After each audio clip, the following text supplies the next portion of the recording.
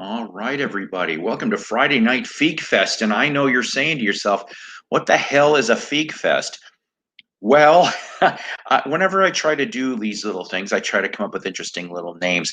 Feague, Feague, actually means to whip. That's right, to whip or to perplex. So why not, ladies and gentlemen? Friday Night Feague Fest. That's what we've got going here.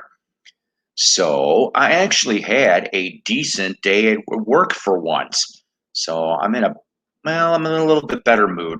I um I am asking for prayers for my grandson Ethan.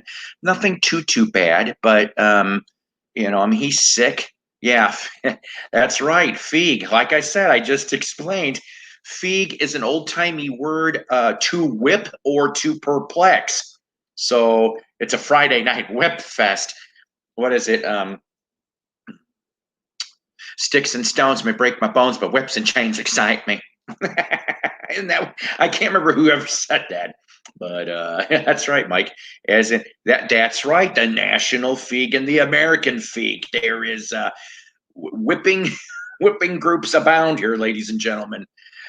So my grandson Ethan, he's under the weather, but I'm a little nervous because he gets this little respiratory disease. He's 3 years old, and he his lungs were not quite developed, so he gets this thing called RVS or RSV. It's a respiratory thing. The fig. That's right, Monty Bank. It's the fig of extraordinary gentlemen.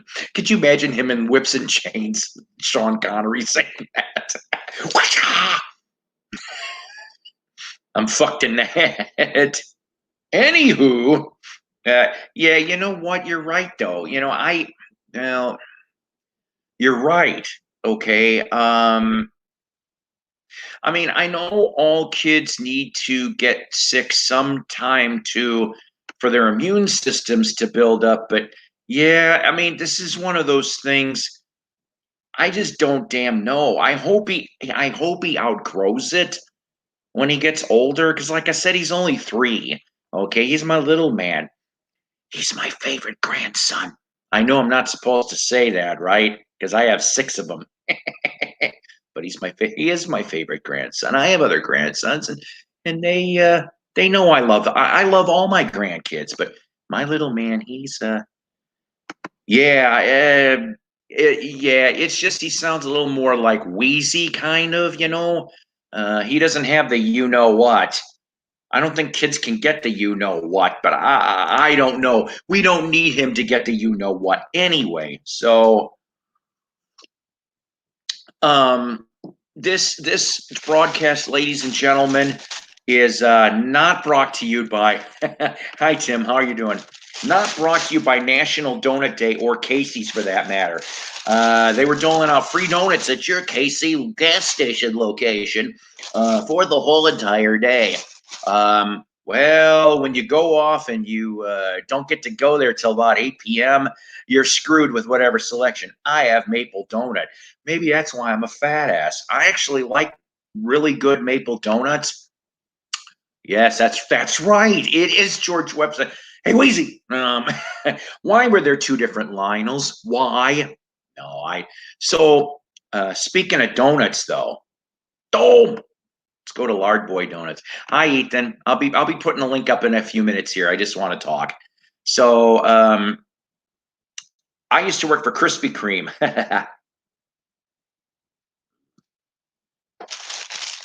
This ain't gonna work. Tastes like shit. That'll teach me. That's right. I like that Homer maple donut. Hello, Palm. It's Subway. Needed the foot-long sub. She said needed the foot-long. Anywho, I know some people have asked me,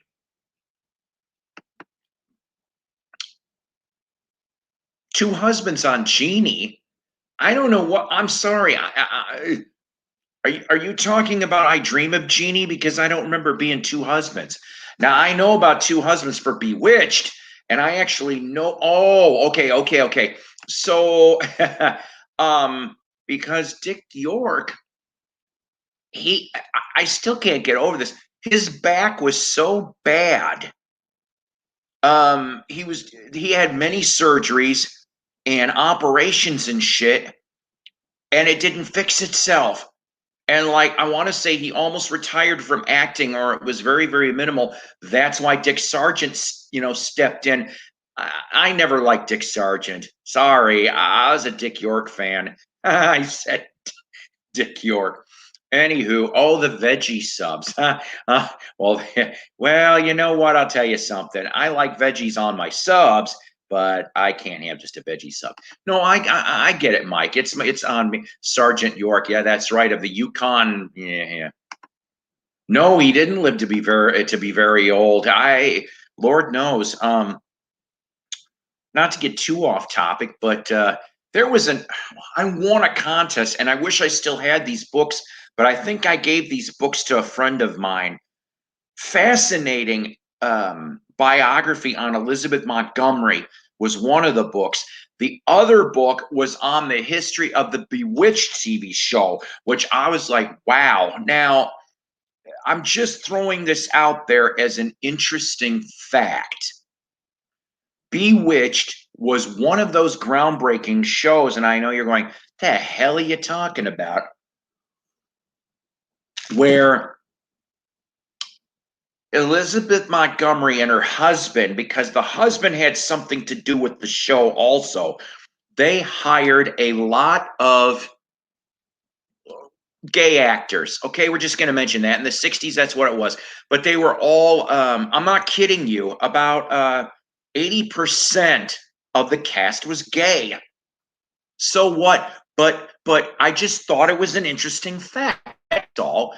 I don't know about Dick York. But Liz, I'm told, was bi. Dick Sargent was gay. Agnes Moorehead was gay. Paul Lynde was gay. Oh God, what was her name? She died early too. She was Aunt Clara. Aunt Clara was gay. The actress that played her. Oh geez, there was two different nosy next door neighbor women. One of them was gay too. Yeah. Well, you know what? They hid it very well, at least in the public eye. Okay, like I said, not knocking it. All right, guys, not knocking it. And of course, my favorite. Oh boy, here we go. Because it's been a while. My favorite. My favorite gay bewitched actor impersonation. That's right, Paul Lynde, ladies and gentlemen. Hang on a minute.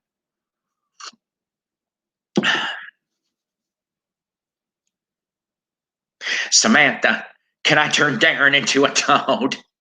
Yeah, I know that wasn't great, but that's thank you. That's my Paul Lynde. Shit. All right. I'm gonna drop an invite here. I'm trying to think if I had any new music updates. There is an interesting song. If you're a fan of Slaughter, the band Slaughter, Mark Slaughter, I don't know if this is a permanent thing for his band, but it's called Seven Angels. Is the name of the song, the name of the band? Excuse me. It just dropped today. Trying to see if I can figure out what the hell it's called, so I can share this with you guys, because I think you all would dig the song. Oh, okay. It's under the Seven Angels website. So the number Seven Angels. Okay. Actually, it says 10 months ago, but why it just got premiered on my Facebook page, I have no clue. But it's the band Seven Angel with the song Seven Angels featuring Mark Slaughter. It's about 5 minutes long. Go listen to it. I think you'll dig it. I really, really do. Um, yeah, no, I get it. Like I said, I'm the last one to judge anybody. Okay. That's all there is to it. And I mean, I'm going to judge myself, obviously, before I judge anybody else. That's all there is to it. You know what, Mason? I'm really glad you're here because I wanted to ask you a question. But let me pull up my fact before I ask you said question. Okay, how are you doing? Tell us how you're doing today. Not well. What's wrong? This isn't working out. What do you mean? Lately now my connections problems here have gotten so bad that I can't even stream like I used to. You didn't deal with my same company in Ecuador, did you? Because I don't know. Well, can I ask you something? I don't mean to be too personal. Is the internet provider your cable company there in Texas? Is it Cox down there? That's what Not it's in this called, area. COX. Because I know that they can get really damn spotty. They control a few states. Sorry, I'm trying to pull this up, damn it, and it's making me mad. Okay, you know what? I'll just ask you anyway. So I'm actually half excited at least, but I am not buying the multiple version. I'm going to get the 2 CD for the new Beach Boys. Oh, you're not going to get what I'm asking about, huh? You're not going to get either, huh? I'm not a comp guy. Let me explain real quick to the studio audience. I'm talking about the new Beach Boys it's a reissue, but they're adding extra tracks from Sunflower / Surfs Up. It's gonna be those. The deluxe is not necessarily a reissue. It's expanding on those 2 albums. There is a new remaster of both albums. There will be, much like how they handled the Wild Honey Friends in 2020 stuff, they're gonna follow the same with that. And so we're gonna get, I mean, pretty much any Beach Boys track that is unreleased has circulated out somehow, whether it being bootlegged or released on other compilations. Most of them are leaked out there. So this will contain all of those from that period, plus some that haven't been circulated yet. Well, no, that's good though, because I'm going to tell you the truth. Okay. I don't know if you ever saw my Wild Honey review episode I've done on my channel here. I really enjoyed it actually, and I even though so because I'm not as uber. I'm going to call you an Uber Beach Boys fan because that's what you are. That's not an insult. Actually, that's a pretty damn compliment. Even if you were drunk and said that Mike Love was okay. So the thing is that because I don't know all the bootleg stuff that's out there. All right, I just don't. I just think it's really kind of neat to gather it up in a physical media in one spot. And so, but like I said, even though I got the CD before I got the vinyl I showed you, all those cool albums.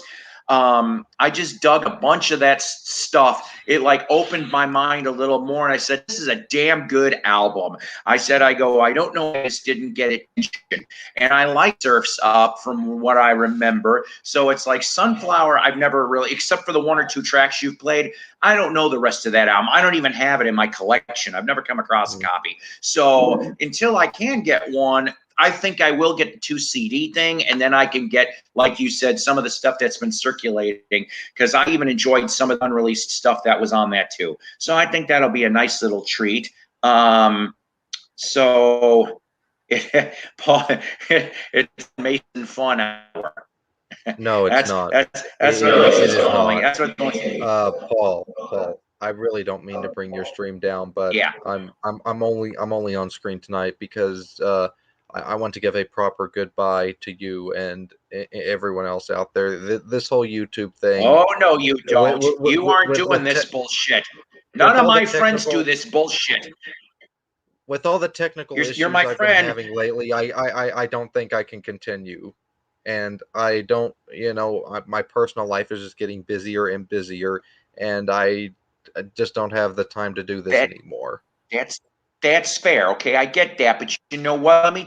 Oh, here comes somebody else. Now listen, I'm gonna and I'm being honest here. I'm gonna tell you what I told the one that's coming up on screen here. Okay, if you need to, my friend, take some time, take a step and relax. I told Lisa the same thing. I'm like, she was downhearted and the thing is yes, we have a lot of shit in our lives. I know that. This is our fun time. And if you're not having fun now, then I get it. But and your connection, like you said, sucks ass, and mine does too. But don't give up. Just take a break. That's all. Take a break. You guys need to stop. You know what I'm saying? I like you. You, Lisa, Richard, Rachel, and Mayo are the first people that I got introduced to in this live stream community, and everybody else out here who I love dearly. So I understand if you want to take a break, my friend. Disappear. That's all I'm saying. You guys have a problem. You both have internet from Guatemala.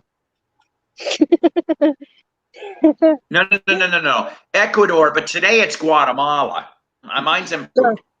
I am here at Kohl's, so I'm wearing my mask. Sorry if I come out a little, because I'm trying to protect myself. I'm gonna get going. Don't know if I'll ever be back, but if I am, you will see me at some point. You gotta go on a good note. If I'm not, then I have. Now we're on Facebook, right? Paul, I want to leave with this word. If for whatever reason I decide not to come back, I want to let you, everyone in this peanut gallery, know that it has been a great pleasure to know each and every one of you. It sounds like a movie. None of you guys out there are any of the problem as to why I'm doing this. Look, except maybe Mike. I'll tell you. Can always talk to me. Tell you something, Mason. This is real advice. You got me on Facebook. Take a break. I don't have a Facebook account. I don't have a Facebook account. Sorry. Oh. Just take a break, Mason. Don't give up YouTube. I take breaks from YouTube. You don't have to completely give up. Lisa, to tell you the truth, it's not you guys, but another part of it is just the fact that I've lost interest in this and I don't want to do it anymore. Look, believe me, and it's not you guys. It's not you guys that's the problem. It's just the fact that I just don't have interest in this anymore. Oh, brother. Hey, Mason, before you leave tonight, I dropped my email here in the comments. Copy that down, okay? Okay, will do. You can always talk to me through Yahoo. Will do. Don't worry, Mason. Again, I did not mean to bring your stream down, Paul. I really you didn't. No, trust me. You're being honest. Mason, I've heard worse in the vinyl community. What you said is small compared to what I've seen in the vinyl community. So just take care of yourself and be a good person, and just know that the vinyl community loves you. They love you. Yeah. They don't want to see you disappear. We want you to come back every 6 months. Let us know what you're doing. Believe me, Lisa and Paul, and Peanut Gallery, this was a hard decision to make. It really was, because this is not something I really wanted to do, but deep down I feel that it's the right thing to do. Look, we all go through those moments where we just are not happy, and you know what? I took 2 months off from YouTube, and it made me a better person. So sometimes you got to do that. You got to take breaks. Sorry, I sound like Dr. Phil today. Sorry, Mason, but I'm being Dr. Phil to you today. Yeah, well, I just feel like Tim. I've served Hi, Mason. I have the community, getting to know all of you people and wonderful people in the vinyl community, and I just think that the next step is to move on to whatever comes next in life. Sorry, Mason. I feel like I'm at an AA meeting. That's kind of what it is. You guys are trying to convince me not to do this. No, I'm convincing you to take a break and come back when you're feeling better. I'm not convincing you to leave forever, because that is a stupid idea. Right. Sorry. You don't leave things forever. I was gone like 10 months. I came back. Taking a break Take is a break. healthy. Yeah, trust me. I was gone I'm for glad like you a few did, Tim. months. I really am glad. I didn't realize Let's go. 10 months. I knew you were on it.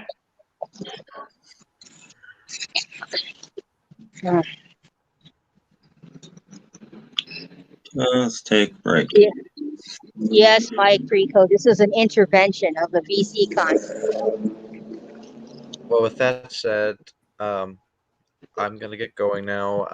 Bye, If Mason. I'm back, I'm back. If I'm not, well, Oh, there will be Mason. there will be Mason. others. There will be other Beach Mason. Boy fans on here. Mason. See you in 24 hours. But not like you. No, I always say that to Macca. He's like, I'm gone. Seriously. And he comes Take back. care. Bye, Mason. See you in 24 hours or 3 hours, depending on when you come back. Oh, brother. Anyways, let's talk about It happy is what things. it is. Yeah. You want to see what I Anybody got? have the feeling Mason has very little gray in his life?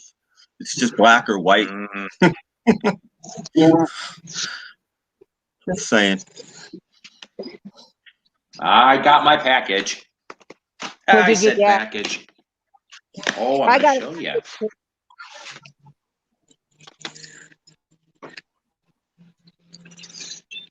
you. Ooh, what's that? Oh, I I'm see. looking. Okay. Glowing Sings Looky. Nesman. Ooh, Very Yes. cool. Yeah. Yes. that's awesome. You want me to open it, guys? Let's see. Yeah. Let's see what color it is. I'm curious. I cannot wait to listen to this. I heard the single different drum, and I liked his take on it. And You also got I'm the going to other one obviously too, do right? a review over the weekend on this. Did you get the mic one Ooh, too, Paul? I think there's a the mic one. yeah, the RCA one, yeah. Yeah, no, You know there's what? isn't there one. Yeah, because isn't there one where Mike sings Mickey songs or something? Or maybe I'm wrong that they both sang each other's songs. This is the new one. This is Mickey Oh, sings Mike songs. okay. There's nothing special on the shrink, so I just took it off. Here's Oh, your gatefold. I'll be showing this over the weekend, but this is what this looks like. cool. That looks nice. I might have to spring the money for that one. 7A always does. Always does the best product. Yeah, How about I them know. apples? Translucent. It's real nice. Uh-oh. Wait a minute. What the hell is this? What the heck? What? Uh-oh. I don't know. It's Oh, it's strange. Okay, so how about this? did they give you the wrong Okay, I one? know you can't see it. You can't. I'm sorry. It goes through the hole about this much. It's not a scratch. It's in the vinyl down. I don't know what it is, but it goes across the whole thing, but it's not hitting the grooves. So it sounds like to me, or maybe from the production, I'm gonna have to find out and listen to it. Hopefully, I mean, normally when I get Looked like stuff from from here the your label, record was cracked. it's not. I looked. So There's is no. it? I mean, seriously, it's under the. I know this sounds really weird, but it's under it because it's translucent. It's like the line goes. I can't explain it, but it doesn't come across the grooves. It's strange. So I hope when I play this thing that it's going to be okay. Maybe But it's I'll let just a everybody know. defect. You know, sometimes when they press records, they have a Good luck. defect that happens to the records. Yeah, but Good it's luck. not cracked. I just don't know what it is. It's weird. I've never seen anything like that. Ah, We'll see. that is weird. Sorry, I mean, I'm the on an packaging was escalator. good. Hey, That's okay. I've been Paul. I haven't mailed your album yet. I'm sorry. Tim, don't worry about it. I just appreciate the gesture whenever you feel like it, and I thank you, honestly. Oh, yeah, I have to tell Lisa I feel so stupid. Maybe when she gets back on, I'll tell her. Until then, Ethan, I got a pile of 45s. I took them out of another box. We're gonna do this. I don't know if it's in this package. I'm just telling you. I'm gonna make myself big. What? Now I can't By even the see way, I'm not myself. ignoring- What's the point? I'm not. Yeah. Okay. There's a little tiny by the screen way, you the can see peanut yourself gallery. in. Oh, Oh. You know God. what? Final kicks. Before I do this, final kicks might be right here. Paul, probably a piece of debris got baked into the vinyl, which I've heard of that. So I'm hoping that's what it is. Mike Yeah, or says it's in a the strata, string. but it's below the grooves. You know what? Okay, probably let's see what String we from have. another colored vinyl could have gotten in there. It's probably Al when they King on press it. Ron. This is Soul. What would you say, Lisa? It's probably when they press the vinyl that they had a mistake with the vinyl, and sometimes that happens. Right. I'm not Manufacturer- complaining. If it plays great, No, no. I have no cares in the world. We got more Soul. Dyke and the Blazers. I said Dyke. That's You said okay. That's that. actually a You good said that song. during Pride Month. Wow. That's okay. There's Hey, a then guy that on and that means it fits. That didn't sound right, but I know where I'm going on this. The Don't pepper worry. pots on Crystal, very, very small label, more Soul again. I'll tell you, I like Danny and the Juniors, but the Swan material, I'll admit, maybe isn't as great as the Hop and a bunch of other ones. But I'm not going to pass that stuff up. Nice white label promo on Abner. A New Love from the Impressions. That's right. Jerry Butler and Curtis Mayfield and company from the late 50s. Small label out of St. Louis. My Last Chance, Lewis Hobbs. That's kind of a teen rocker. Okay, here's something interesting in a way. All right, so the Beatles did Love Me Do, and they did Twist and Shout on Tolly, if I remember correctly, right? Who are Yeah, exactly. All right. Well, yeah, I know they're the Ruddles cover band, but the point is, the label only made 16 releases total. Here's another one, Gotta Find My Baby. Now, there is one that I'm looking for, but unfortunately my neurons aren't kicking in right now. It's a nice Northern Soul piece because Tolly only was around 64, 65. Okay. And that, if I ever find that, not only do I like the 45, but that sucker goes for a couple $100 a crack. I said crack. Hurting all over from the Willows. Me and You, the Young Hearts, 70s, 70s quiet soul, kind of like Dramatics and other things. Oh, here's a Monkeys. Even though I love this single, I still think it was a big mistake.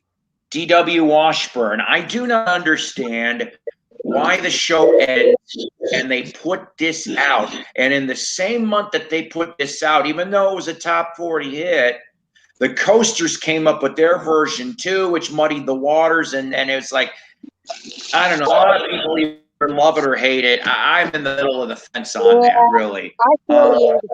I feel you.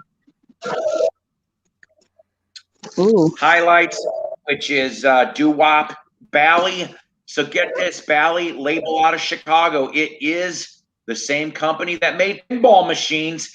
They attempted to do records for about 2 years. The Highlights and Betty Johnson are the biggest ones, and Betty would go to Atlantic.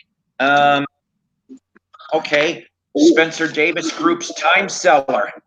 Ooh. Yes. Have that in a picture sleeve. Yes.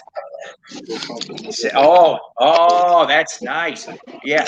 When I saw this, and I'm like, oh my God, it's not Give Me Some Lovin', which I love that song, but I'm like, it's this. And I'm like, okay. Yeah, that's post Spencer Davis. Or post, or what? Not Spencer Davis.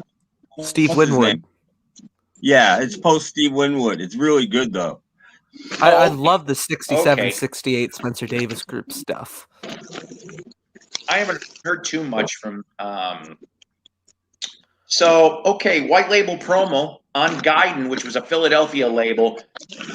Is You or Is You Ain't My Baby by Robert Luke Harshman. Would anybody care to tell me who Robert Luke Harshman would end up being in the mid 60s? Anybody want to guess? The correct answer, Heart. That's right, from Boyce and Hart. And yeah, and I've got some. Yeah, see, another good one. This is a underrated piano rocker. Fats Domino, My Girl Josephine. Real good stuff there. Joe Tex on Dial, I Gotcha. Yeah. Let's see. Elvis, Big Boss Man. Always like Big Boss Man. Big Boss Man, of course, written by Jerry Reed. That's right. Jerry Reed wrote that. Let's see. Another Elvis, this one. Another copy of Indescribably Blue. I actually showed an Indescribably Blue with a picture sleeve in one of the last broadcasts. Here's a nice late 50s one. The Skyliner, Since I Don't Have You, on heavy vinyl. I know the label ain't so great, but it is what it is. Another Elvis EP. Geez, I must have hit an Elvis stack. Witchcraft. I love Elvis 45s. I'll collect those all day long. Another EP. I gotta clean these suckers. Is all clam shook bacon up. there? You could only wish. Heartbreak Hotel. I know. Good one. That's the only thing I don't like about these black RCA Victor labels for 45s. The wear on these things is a bitch, especially the 50s 45s. They just are so. I rarely have ever found any clean ones. Treat Me Nice. Let's see. Jim Peterick, former Ides of March, but before Survivor. He tried. Last Tango is a very weird song. It's soul in parts, and I didn't like it. Lynn Taylor and the Peachettes on Clock, Sweet Little Girl. Different Tiny Tim, kids. Different Tiny Tim in the hits. Doll Baby on Roulette. Good little single here from the Rockin' R's, which were out of Peoria, Illinois. The Beat on Tempest. That's original label, too. Oh, speaking of, this is too funny. Here's a Tommy Boyce early 62, 63 RCA solo 45. Nice. White label promo on Jamie. Dedicate the Blues to Me, Barbara Lynn. Some of these are in really good shape, like promo stuff. And I also kind of like, I'll show you this too, because I ended up finding these. There must have, well, okay, my friend Doug Fields, of course, the Vinyl Grotto, he told me a story in Northwest Arkansas, and this is way before I moved here. This was like 80s, 90s. There was a big facility called Playmore Incorporated, which was a jukebox. They do the jukeboxes, jukebox records, all kinds of things. Doug got through a lot of that stuff. It took him a long time because Playmore was going out of business. Since then, I've come across stuff that says Playmore because, unfortunately, with some of it, they black marked it, which I do not know why. That just pisses me off to all end. But sometimes there would be little labels instead.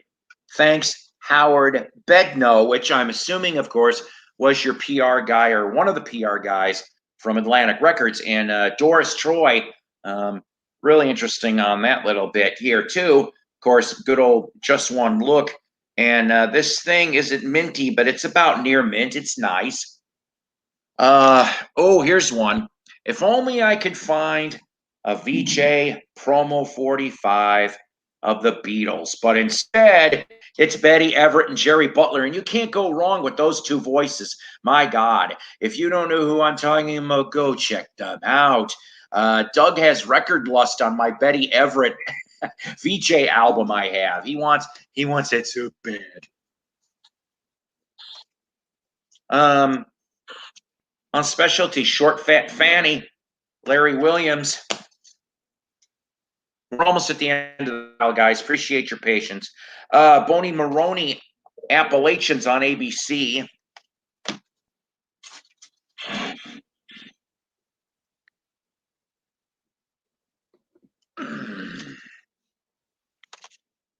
Oh, Boney Maroney this time. Let's see. Clarence Frogman Henry. Just My Baby and Me. I am a real sucker for soul, doo-wop, R&B. My thing that I have tried to look for, if I can find them cheap, is rockabilly, cheap rockabilly, and northern soul. And I'll tell you, if I can get it cheap, I am there. I'm a sucker for that stuff all day. Here's another nice little one. Jimmy Edwards on Mercury, Love Bug Crawl. Go check that out on YouTube. I think you're going to be surprised, very pleasantly anyway. You know, Tim Elliott, I'm not going to lie to you. I would like to find a 1963 copy of the Swan single, She Loves You. I right off the top of my head, I don't know how I would be able to figure that out. I know there is ways to, but I just can't think of it right now. Hideaway, for Esquires on Paris. Junior Zangle, Ackland Brothers. This is actually a neat record I played on my radio show from time to time. D-Voice Records was an offshoot of VJ here in Chicagoland. Here we go. An Annette 45, The Monkey's Uncle, which The Monkey's Uncle had what band? That movie, The Monkey's Uncle, that Annette movie had what band? 1964. That's right. Beach Boys. It was the Beach Boys. I actually have the picture sleeve to that somewhere. I do, for The Monkey's Uncle. Another label that if you like soul, you can't go wrong with. Soundstage 7. You ever find anything on Soundstage 7 dirt cheap? I now have maybe about a handful of stock copies, and I got a promo or copy or two on Soundstage 7. You're going to find some nice 60s and maybe early 70s soul in the pocket. This one here, Joe Simon, very underrated soul guy too. All right, here's my only cereal box record I have. It's not a Monkees. I found this for $25 in a estate sale. It's a Bobby Sherman. No, it's not Time Box. We're almost done here too, so it doesn't look like Time Box is gonna be in this batch. Damn it! I'm looking. I know. Hey, I'm trying. Elvis's Kentucky Rain. Always loved Kentucky Rain. I read an article recently that Elvis did not want to do Burning Love. Supposedly he did not want to do that at that time. It was his band that convinced him to do the song. Well, thank God. And of course, a nice Beatles app, something. Can't pass that up, especially when it says here, low price, 59 cents. Yeah. Clearance, it even said. It was on clearance. How can you have clearance Beatles 45s back in the day? And then Margie Rayburn, she was a teener, if you were. That's it. That's it for today's pile. I said pile. So, yeah, that's like all my show and tell type crap. Anybody else got some show and tell type stuff that they'd like to share here in the with my 16 people in the audience and everything else? I've got something. I wish I had. I do have Archie's Tim, but no cereal box. I'm sorry, Ethan? I have something. All right, I'll make you big. Yeah. You don't have to make. Okay, fine. Why not? Too late. I have this record that this one guy would really appreciate, but I think he's retired now. I just picked this up. Oh, hey, with a sticker. Yeah, That's I know. nice. $2.97. Jeez. It was not $2.97. Oh, well, still though, that's a nice. You can make me label. small now. Okay, okie dokie. One pill makes you larger.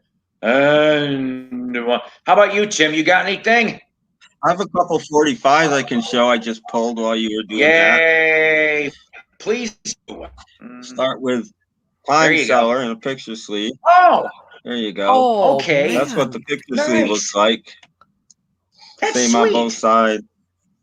I think I paid $1 for this. Damn it, that's great. That's great. Um, Especially when you get good prices. Reissue from a few years ago, Davy Jones. Ah, green vinyl, right? No, red. On Oh, Bell. They put it on Bell, which Huh. is cool. Unfortunately, Yeah. it's not. The hole is punched off center. So Oh God, that was not Friday the best music, player. right? Yeah. Yeah. You know, I wouldn't mind having that. I'm not gonna lie. I'm trying to think if I don't think that I can't get I it back don't in. think that came out with a picture sleeve originally, right? I still would like No, that. I don't That's a think it nice did. package. See, then I'm a sucker. think I it get is. that for This colored is vinyl and the sleeve. rare and really weird. This is Japanese. This is Benny Oh, and that's Benny and Bjorn from Bjorn. ABBA.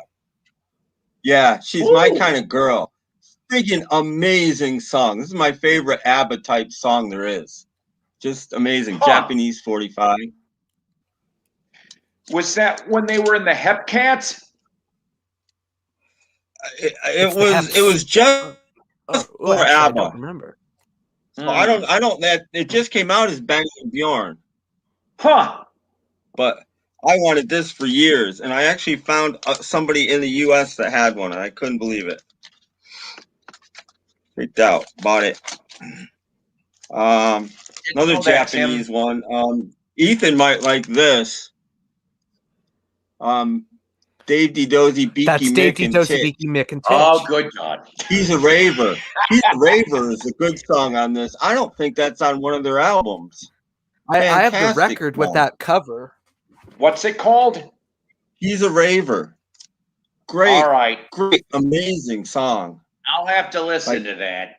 2.5 minutes of just frantic rock and roll is really cool. See, I like that kind of And stuff. Maybe I might like it. this is Right like up my alley. this is the 45 that if my house was on fire, I'd go back in for. I've never seen another one. I had to get it from the UK. It's never released in the States. The original version of Say You Don't Mind by Denny Lane. Ooh, that's nice. I doubt there's more than 10 of these in America. Jeez. Never came out here. And if you've never heard Denny Lane's original version, not the McCartney version, he did in like 73. This is an amazing record. It's not even in great shape. It's in okay shape. But I love it. Okay, that's it. Can make Cool, me cool. small. Sure. I See, have I like album. show and tell on my shows. I do. I have the album that Dave D. Dozy, Beaky Mick, and Titch single got the cover from. The If Music Be the Yeah, Food I of don't Love, think- Prepare for Indigestion. Is he the Raver on it?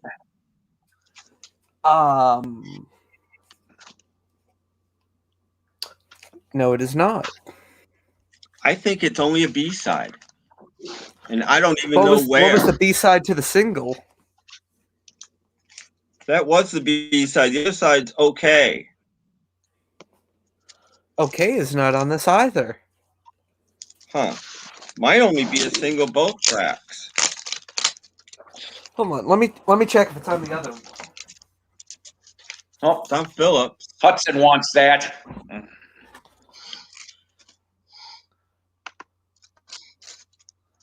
Yeah, this Nice. is my other. These are like 5 of my favorite 45s. This one doesn't have it either.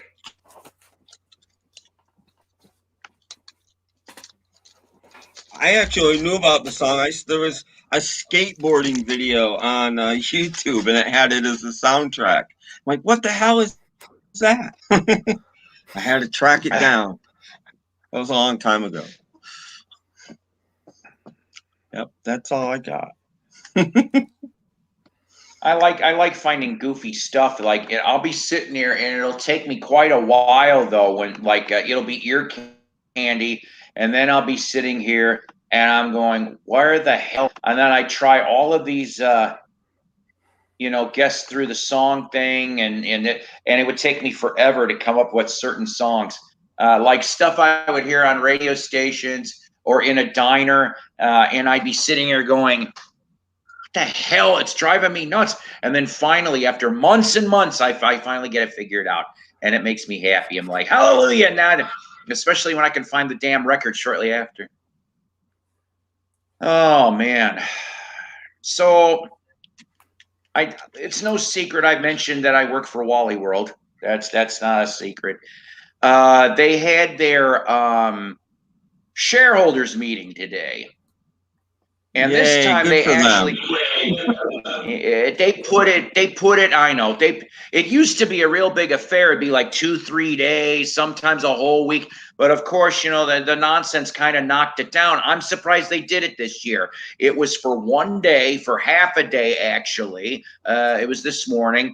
The thing was, I felt like an old fart because usually they would bring music entertainment with at least one recognizable. I didn't know any of these people's names. I'll give Ethan maybe, but no, maybe you guys. Walk the Moon was one of them that performed. Black Pumas, I think. Okay. I've Was heard another of the Black one. Pumas. Oh God, now I'm wondering. But I'm like, I didn't know any of them, and I'm like, it drove me nuts, and I'm like, today was the day I'm like, God, I'm old. I try to. I used to be real good on keeping up with music. Okay? And then after the 2000s, it's like when I started hitting 2010, it was like needle in haystacks most times. Trying to find new music is tough. It really is stuff that I enjoy, or it's a new band. They kick ass. Borders Books was good at keeping me up on music, and then when they closed, I miss because they would have like Borders. recommendations and new releases out and put them in their listening booths. And when they went, that was sort of my big connection with new music was Borders. Ed says Black Pumas are from Texas. Okay. No, Mike, I'm not GM of the store. Hudson, I think you probably would get sick and tired of me after a while because I am loudmouth and goofy at my work. I think if they could fire me, they probably would. But since I've been there 14 next week, it's a little harder. I'm not saying I'm irreplaceable. I'm just saying they're going to have to work at it a little bit. Well, you want an exclusive, Paul? I'll give you an exclusive if you want one. I've never told anyone online this. I worked for the Walmart Corporation. That was the job I walked out of last September, but I didn't work at a Walmart store. I worked at a Sam's Club. Okay. And I was there about 14 years when I walked out. Wow. I'm burned out, Tim. I'm trying to find something else. That's no secret with some of the people there either. I'm trying to find something else. I don't know. This whole environment now for business and society has slowed down. Only some of the job prospects, but the interviewing process. I had a pre-screen with another job, but there's a rumor going like, okay, this is no secret. I'm trying for a bank. I think I'd be all right working in a bank. And there's a rumor going around in our area that they're going to open up the bank lobbies by around the 4th of July. That's the rumor I've heard now from several different places. And that might be the reason why they're holding off a little bit on the hiring, because I had my pre-screen in early May, mid-May, early May. And I've contacted them because they said I could. And like about over a week ago, they still haven't pushed forward. They have 2 positions open. They haven't pushed forward yet. And I'm thinking it's because they're waiting to see if they get the green light. And if they get the green light, then I'm assuming they're going to hire their people and they're going to want to train them fast, because they said the training process is like a week. And I'm not stupid. I should be able to pick it up halfway decent, I think. Even in my job, I have never walked into a job, or even at 14 years, I pretend to be cocky at my job. I pretend. It's fun. It rattles the cage a little bit. But I don't know everything. Never profess to. If I don't know something, I'm like, hey, I'm having an issue here. Or can you show me this? There's always room for learning, just like with VC, just like with our hobby, just like work. I hate the job, but I know a lot. Yeah. The whole mask thing drove me nuts. I couldn't constantly steamed up, but I was dealing with it. And then they were doing a renovation, and I was asked to go over nights and do the renovation, and I said no. I'd done every one we've ever done, and I just said no. Yeah. And I got a phone call the day before it started, and they're doing it. Sorry, but we have to have you. You're doing it. So I got drafted. So I went on the renovation. It took 2 months. And I said, the day I walked on the renovation, I said, the day this renovation is done is going to be my last day. And they looked at me and said, no. And I said, yes. And I never went back to days. Last night I worked, I walked out, and I never went back. Nobody believed me. I told them for 2 months.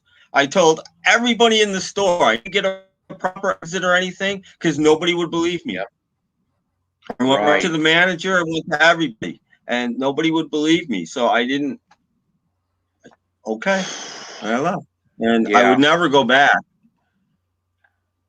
I'm done. I've been with this company total 20 years. Seriously, 6 the first time, and now 14 this time. I swear. I want another job between now and the holiday season. I will not work another. I mean, where I work in the Walmart division, work at, I don't have to worry about the holiday stuff so much. Okay, it's just that's a personal goal to myself. I'm no spring chicken. I'll be 54 like after the end of the summer, and there ain't really gonna probably be much I can do that's new that I could walk into with some level of confidence. It'll be like some level of confidence mixed with, I don't want to say stupidity, but I guess I'll walk in a little naive, but I'm all right with that. To me, it's a challenge. I'd rather have the challenge up here, okay, and that would maybe keep me going for a few more years. I'd love to retire tomorrow. I'd like to be a stay-at-home grandpa. I've offered. I've had 2 of my children say, you never know. And I'm going, I'm like, all right, fine, Mike. I might be a kid, but I don't feel like it most days. Yeah, I'm like 5 years older than you, Paul. What the heck? I'm sorry. Jeff said, did you see his comment? See, this is what I hate about big corporations. They're soulless. Yep. And I'm not just talking about this one. There are so many more. No, they are. They're all the same. I remember the days when. Do you remember some of your first jobs? I do, and I think they cared about us more back then. They really did, or at least pretended to really well. Nowadays, it's a completely different story. I had some crap first jobs. I don't know if I've ever had a great job. Right now, selling records online, that's the best job I've ever had by far. See, I would so love to do that. I really, really would. I know I've brought up this channel before, but this is parallel. But that I Buy Old Records channel, the dude out of Texas, Max Stevens, that's his job. It took him years to do it, but that's all he does. He's driving around Texas, Arkansas, Oklahoma. I'm like, shit, and he's doing it, and I'm like, damn. Well, I'm doing it just have out a of my record section store. and Goodwill, Salvation Army. There's only one. All the thrift stores closed, so I've only got one thrift store left. But I pull out of there what I can when I can. Oh, But otherwise, I'm oh, selling just my own stuff. oh, Everything oh. closed, and it's not opening. It's done. We lost 3 or 4. We had 4 or 5 thrift stores. All but one is gone. What can you do? Damn. That's life. Damn. You know, it's what we're doing now. I'd love to open a record store. I'd love to do the brick and mortar thing. I'd do online too.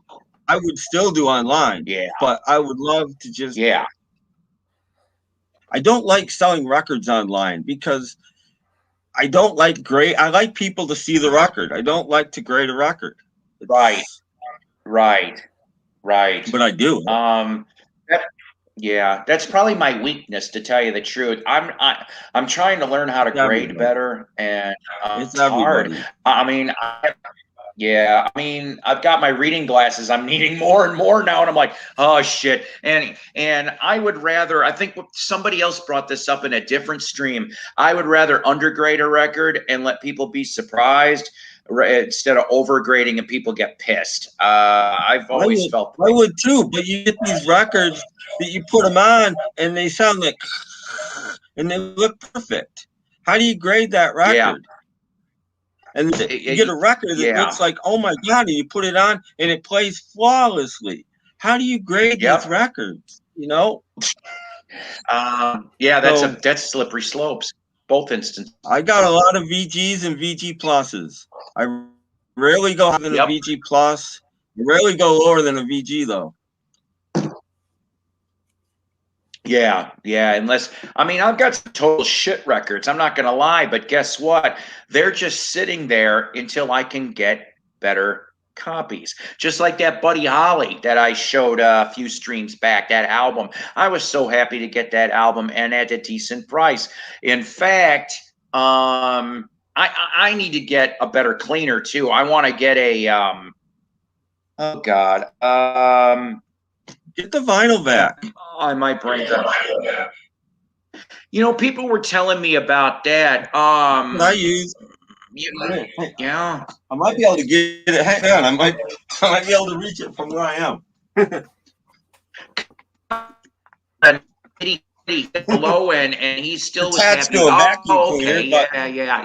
I saw that on Facebook. Goes on the end of it, but I've never seen it in person. Get a $20 Walmart shop vac, the littlest one you can. Don't use it for anything else, and put this on the end of it. And I love this thing. That's funny. Huh. It's like $30. Hey, anything's better than nothing. It's just a piece of PVC. It doesn't seem like it's worth $30, but considering a spin clean isn't much better than that, and it's 3 times the price. That does a better job, I think. I've heard some bad spin clean. You don't have to dry them. It's great. I use a oh man. Yeah. I can't reach it from here. I just use a spray bottle. I just use a spray bottle. I'm sorry, what? Cleaner on it. I just kind of go and let it dribble out, and then I use a paintbrush, a really soft paintbrush. Spread out. I do it right on my turntable while it's running. Then I shut my turntable off, and it's a belt. So I take the belt off because it's really easy, and then I just spin it on by hand when I'm cleaning it. Twice forward, once back, and side's done. This I learned from Dr. Robert, if you ever heard of his channel. That's what he used. Actually, yes, I have. I'm not going to lie. I am subbed to so many channels. And like I brought up previously in another stream. It's ridiculous. If I trip on a video, I at least put a thumbs up. I try that at least. If I've got time and I'm like, oh, here's a quick little comment. I'm like, I know before you disappeared, I was watching your videos, and I thought, excellent videos. But I'll admit, sometimes I'm like, okay, and I tried to stay in everybody's world, but it's hard. You're right. It's very, very hard. It is. I've lost track with so many people that I knew in the VC that I've just completely lost track with now because just things happen. New people come on. Oh, I'll watch this guy. And before you know it, you're not watching that guy. And we lost Ethan. I see that. Hopefully he'll be back. So here's something for everybody out there. I mean, before I discovered the StreamYard and ability to do these live streams, and I love doing these things because, you know, I can have a shitty day and I come on here and it's gone because I've got excellent people with me, or I'm guesting on somebody else's stream. I got the peanut gallery giving me good comments. Oh, Ethan says he's got to head out. Good night, Ethan. Sorry, but glad you came up. And so the thing is that I used to obviously make a lot more episodes. I don't do that so much anymore. I don't know if it's because I'm lazy or or it's just simply because I just enjoy this format more now. I'll give my 2 cents on the whole thing. I don't think I'll ever stream myself. I think a lot of people used to do great videos and now they mostly stream. And I think streaming is fine and it's great for the now, but you have to be there. I mean, who goes back and watches old streams? I don't. If you've got a lot of time on here, if you do that, I prefer people making videos. I mean, I like watching this. I like participating, but I would much rather people. Like, I'll use Mean Mr. Mayo for an example. He doesn't make half as many videos as he used to. And when he was streaming every day, he wasn't making any videos. I'd rather. Videos are more work, granted, and that's why people stream. But the work I just need to do a healthy mix, I think. You know, a healthy mix. I just need to make videos. I keep trying. I was actually going to make a video last night. I was going to enter somebody's contest, and I went and watched the video, and the contest was over. So I did make a video. Yeah, I feel bad. You're right, Tim. Thank you for bringing that up. There's been so many cool contests in the VC. I've skimmed a few, and then I'm like, I'm writing them down. Yeah, and I'm like, ah, shit, it expired, and I'm like, damn it. And but yeah, like I said, probably tomorrow or Sunday, I'm gonna drop a video for this one. I like doing the new review stuff, at least on a video, because I just do. I usually try to make them. I know I used to make them really wordy, and I even hated that too. So I try to do 5-6 minutes, unless it's something that really is worth noting, and then I don't go more than 10 because you know, for that stuff. Yeah. My favorite videos to make in my most videos were thrift store hauls, but all but one thrift store is closed. I love that shit. And now I'm selling records, so I don't really want to go on and say, "Look, I paid a dime for this, and then I'm selling it for $40." You know, I really don't want to do that video either. So I'm a lot more limited with my videos now than I used to be. I still buy stuff for me, but mostly I buy or sell now. Not that I find much anymore. Hey, Edward and Lisa, pop back up. That'd be nice. But yeah, you know, Tim, that sucks about the one resale shop. I mean, like, okay, I've got, let's see. This is within 5 minutes. 2 Goodwills, a Salvation Army, a Helping Hands, a new community thrift just opened, which helps veterans, which is cool. Samaritan Shop. So there's like about seven different ones in my area. I've got one Salvation Army. No Goodwills in my area. None. Salvation Army is not that great in terms of records. And Goodwill is the closest Goodwill is at least 60 to 100 miles from me. I don't know. Yeah. I'm not traveling 100 miles to go to a Goodwill. Goodwill is a Right. store that you sometimes find good stuff. It's not always you're gonna hit upon, someone's great record collection. People say, And "Oh, I found something great at Goodwill." We had another chain, and they closed all their Eastern stores. I forget what they were called. The Volunteers. We had the Volunteers. They closed. Oh wow. The reason I have too many records is because the Volunteers was interesting. Their records were a buck, but they were also 10 for $4, but you had to buy 10. They didn't want to keep them around. So if you found 2 or 3 records, you grabbed 7 more that you didn't want. So you you know what I mean? So you go home with like too many records. and your record club. Do I have something? No, I don't have anything. No. That's white elephant sale material right there. Just pass them off to friends. Here, you might like this, and then you're like, sucker. It's just like, wait a minute.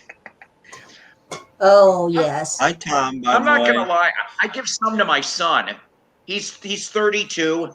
He started a couple years ago in vinyl. My oldest son. In fact, him and one more son. When I die, they claim they want the collection. And I'm like, good. I said, but I'm going to put in the will for you to get the collection. I don't know how this can be verified, but I'm going to be like, you have to play a record every day out of my collection. 45, an album, I don't care. You need to decide and figure out why I liked it. No, you need to find out which son is more committed to record collecting, because there might be one son that might want to sell your collection to Goodwill. There's always the one son, family member that wants. They know I'll come back and haunt them and kick their ass. Yeah. When they're playing some Boyce and Hart, you'll come back and haunt them. Well, that's my problem too. That's one of the reasons I decided I should start selling records, because I'm almost 60. I don't have any kids. What's going to happen to all this stuff when I die? Is it going to be a yard sale and $100 records are going to go for a quarter on somebody's yard? No, I don't. So I'd rather start now. Yeah.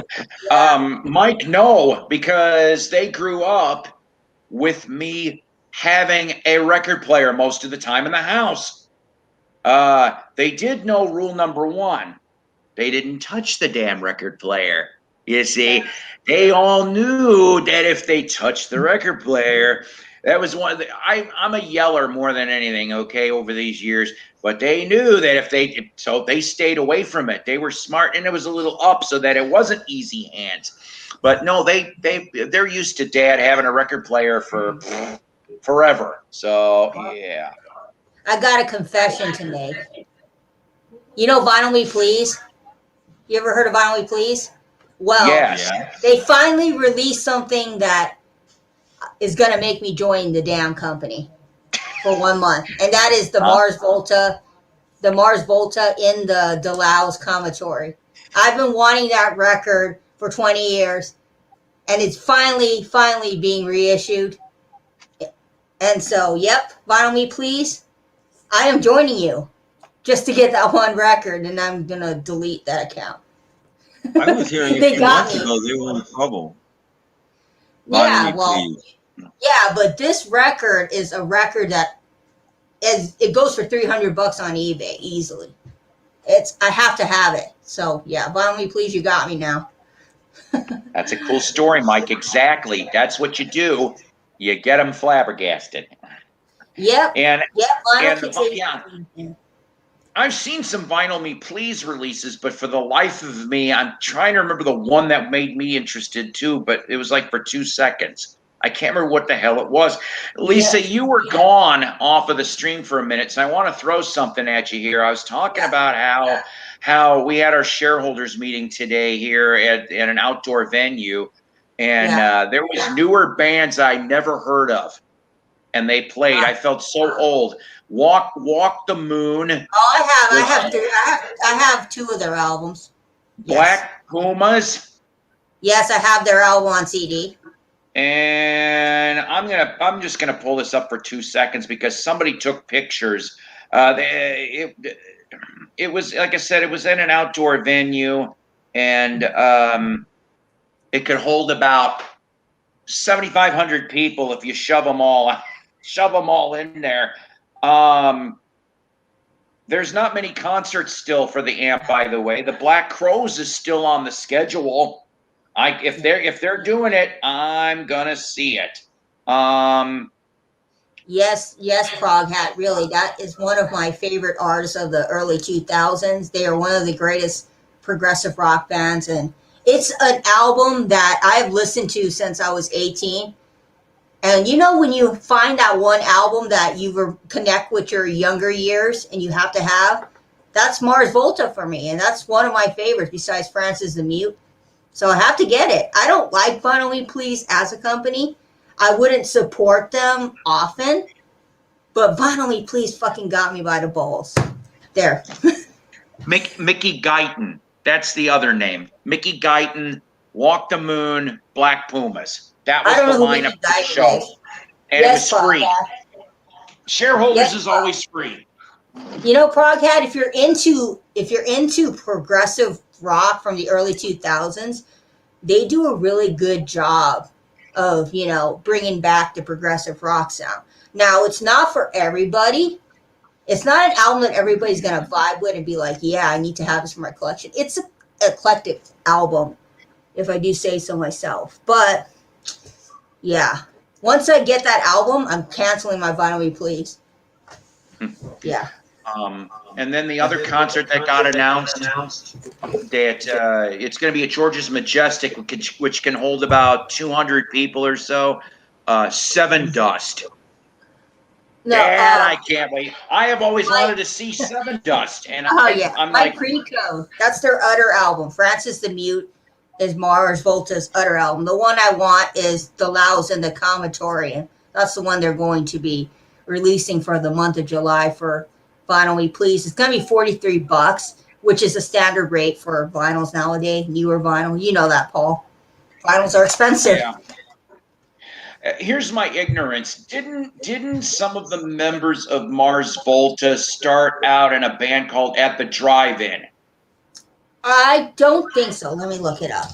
I've heard At the Drive-In.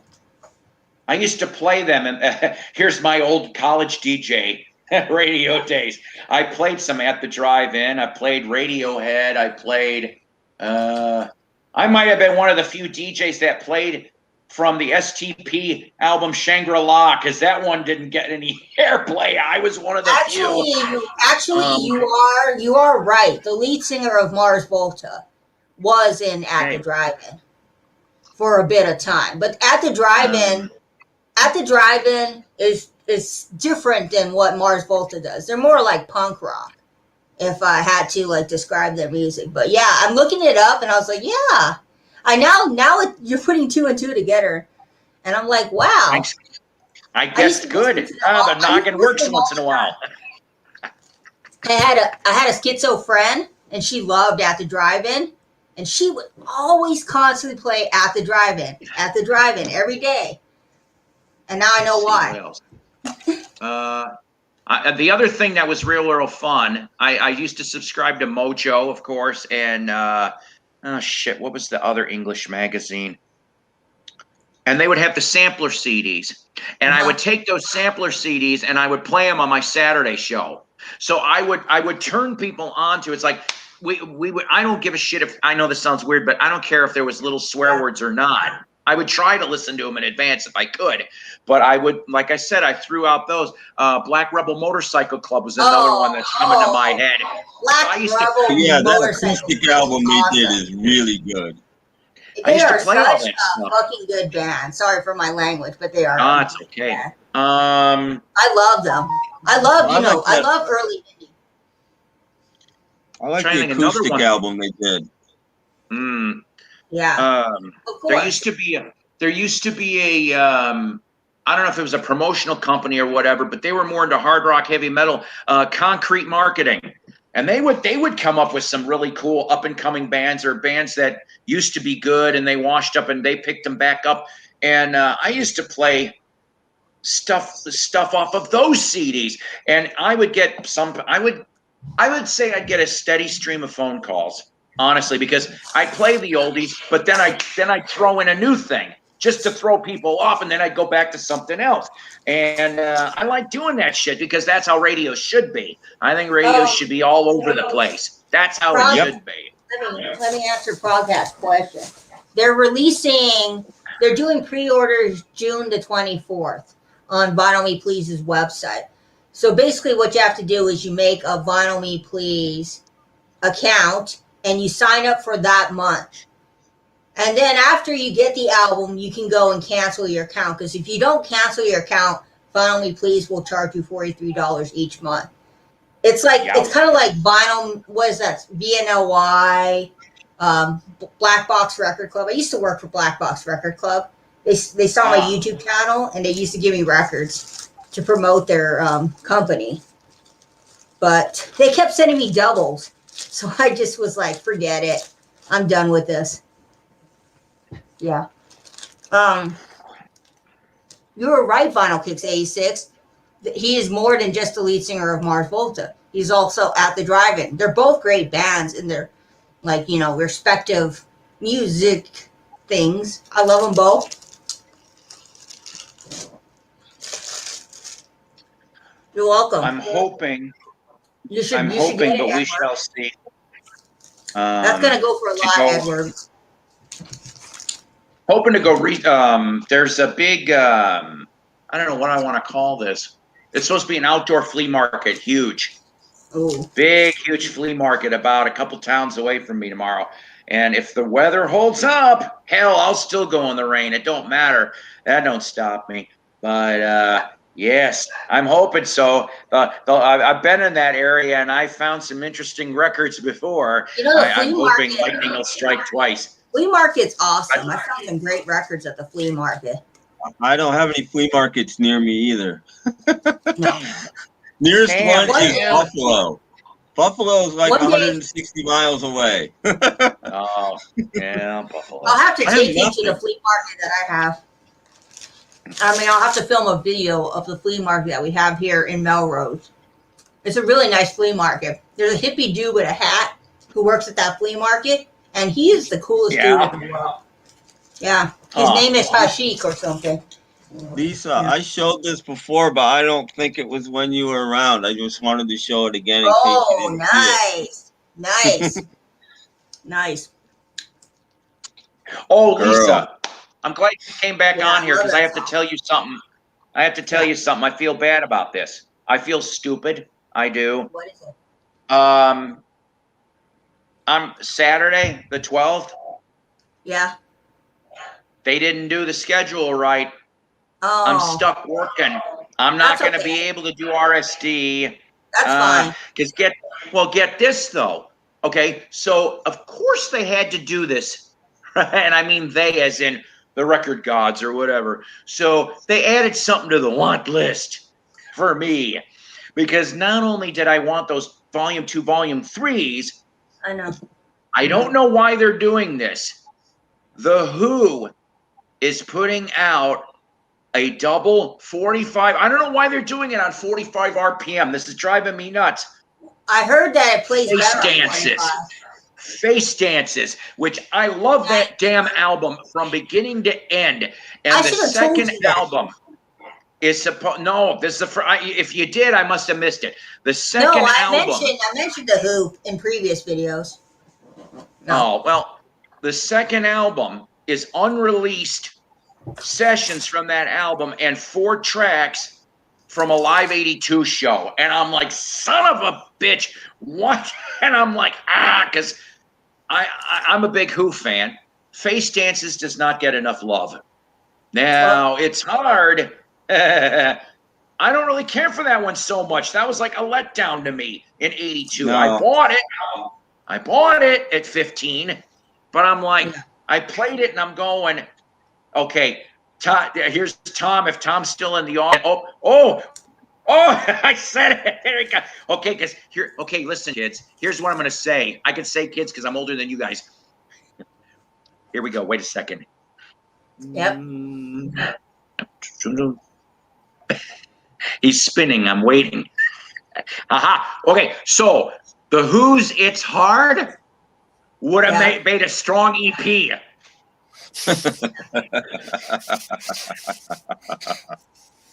I don't know how much that Who. I was waiting for that. I was waiting.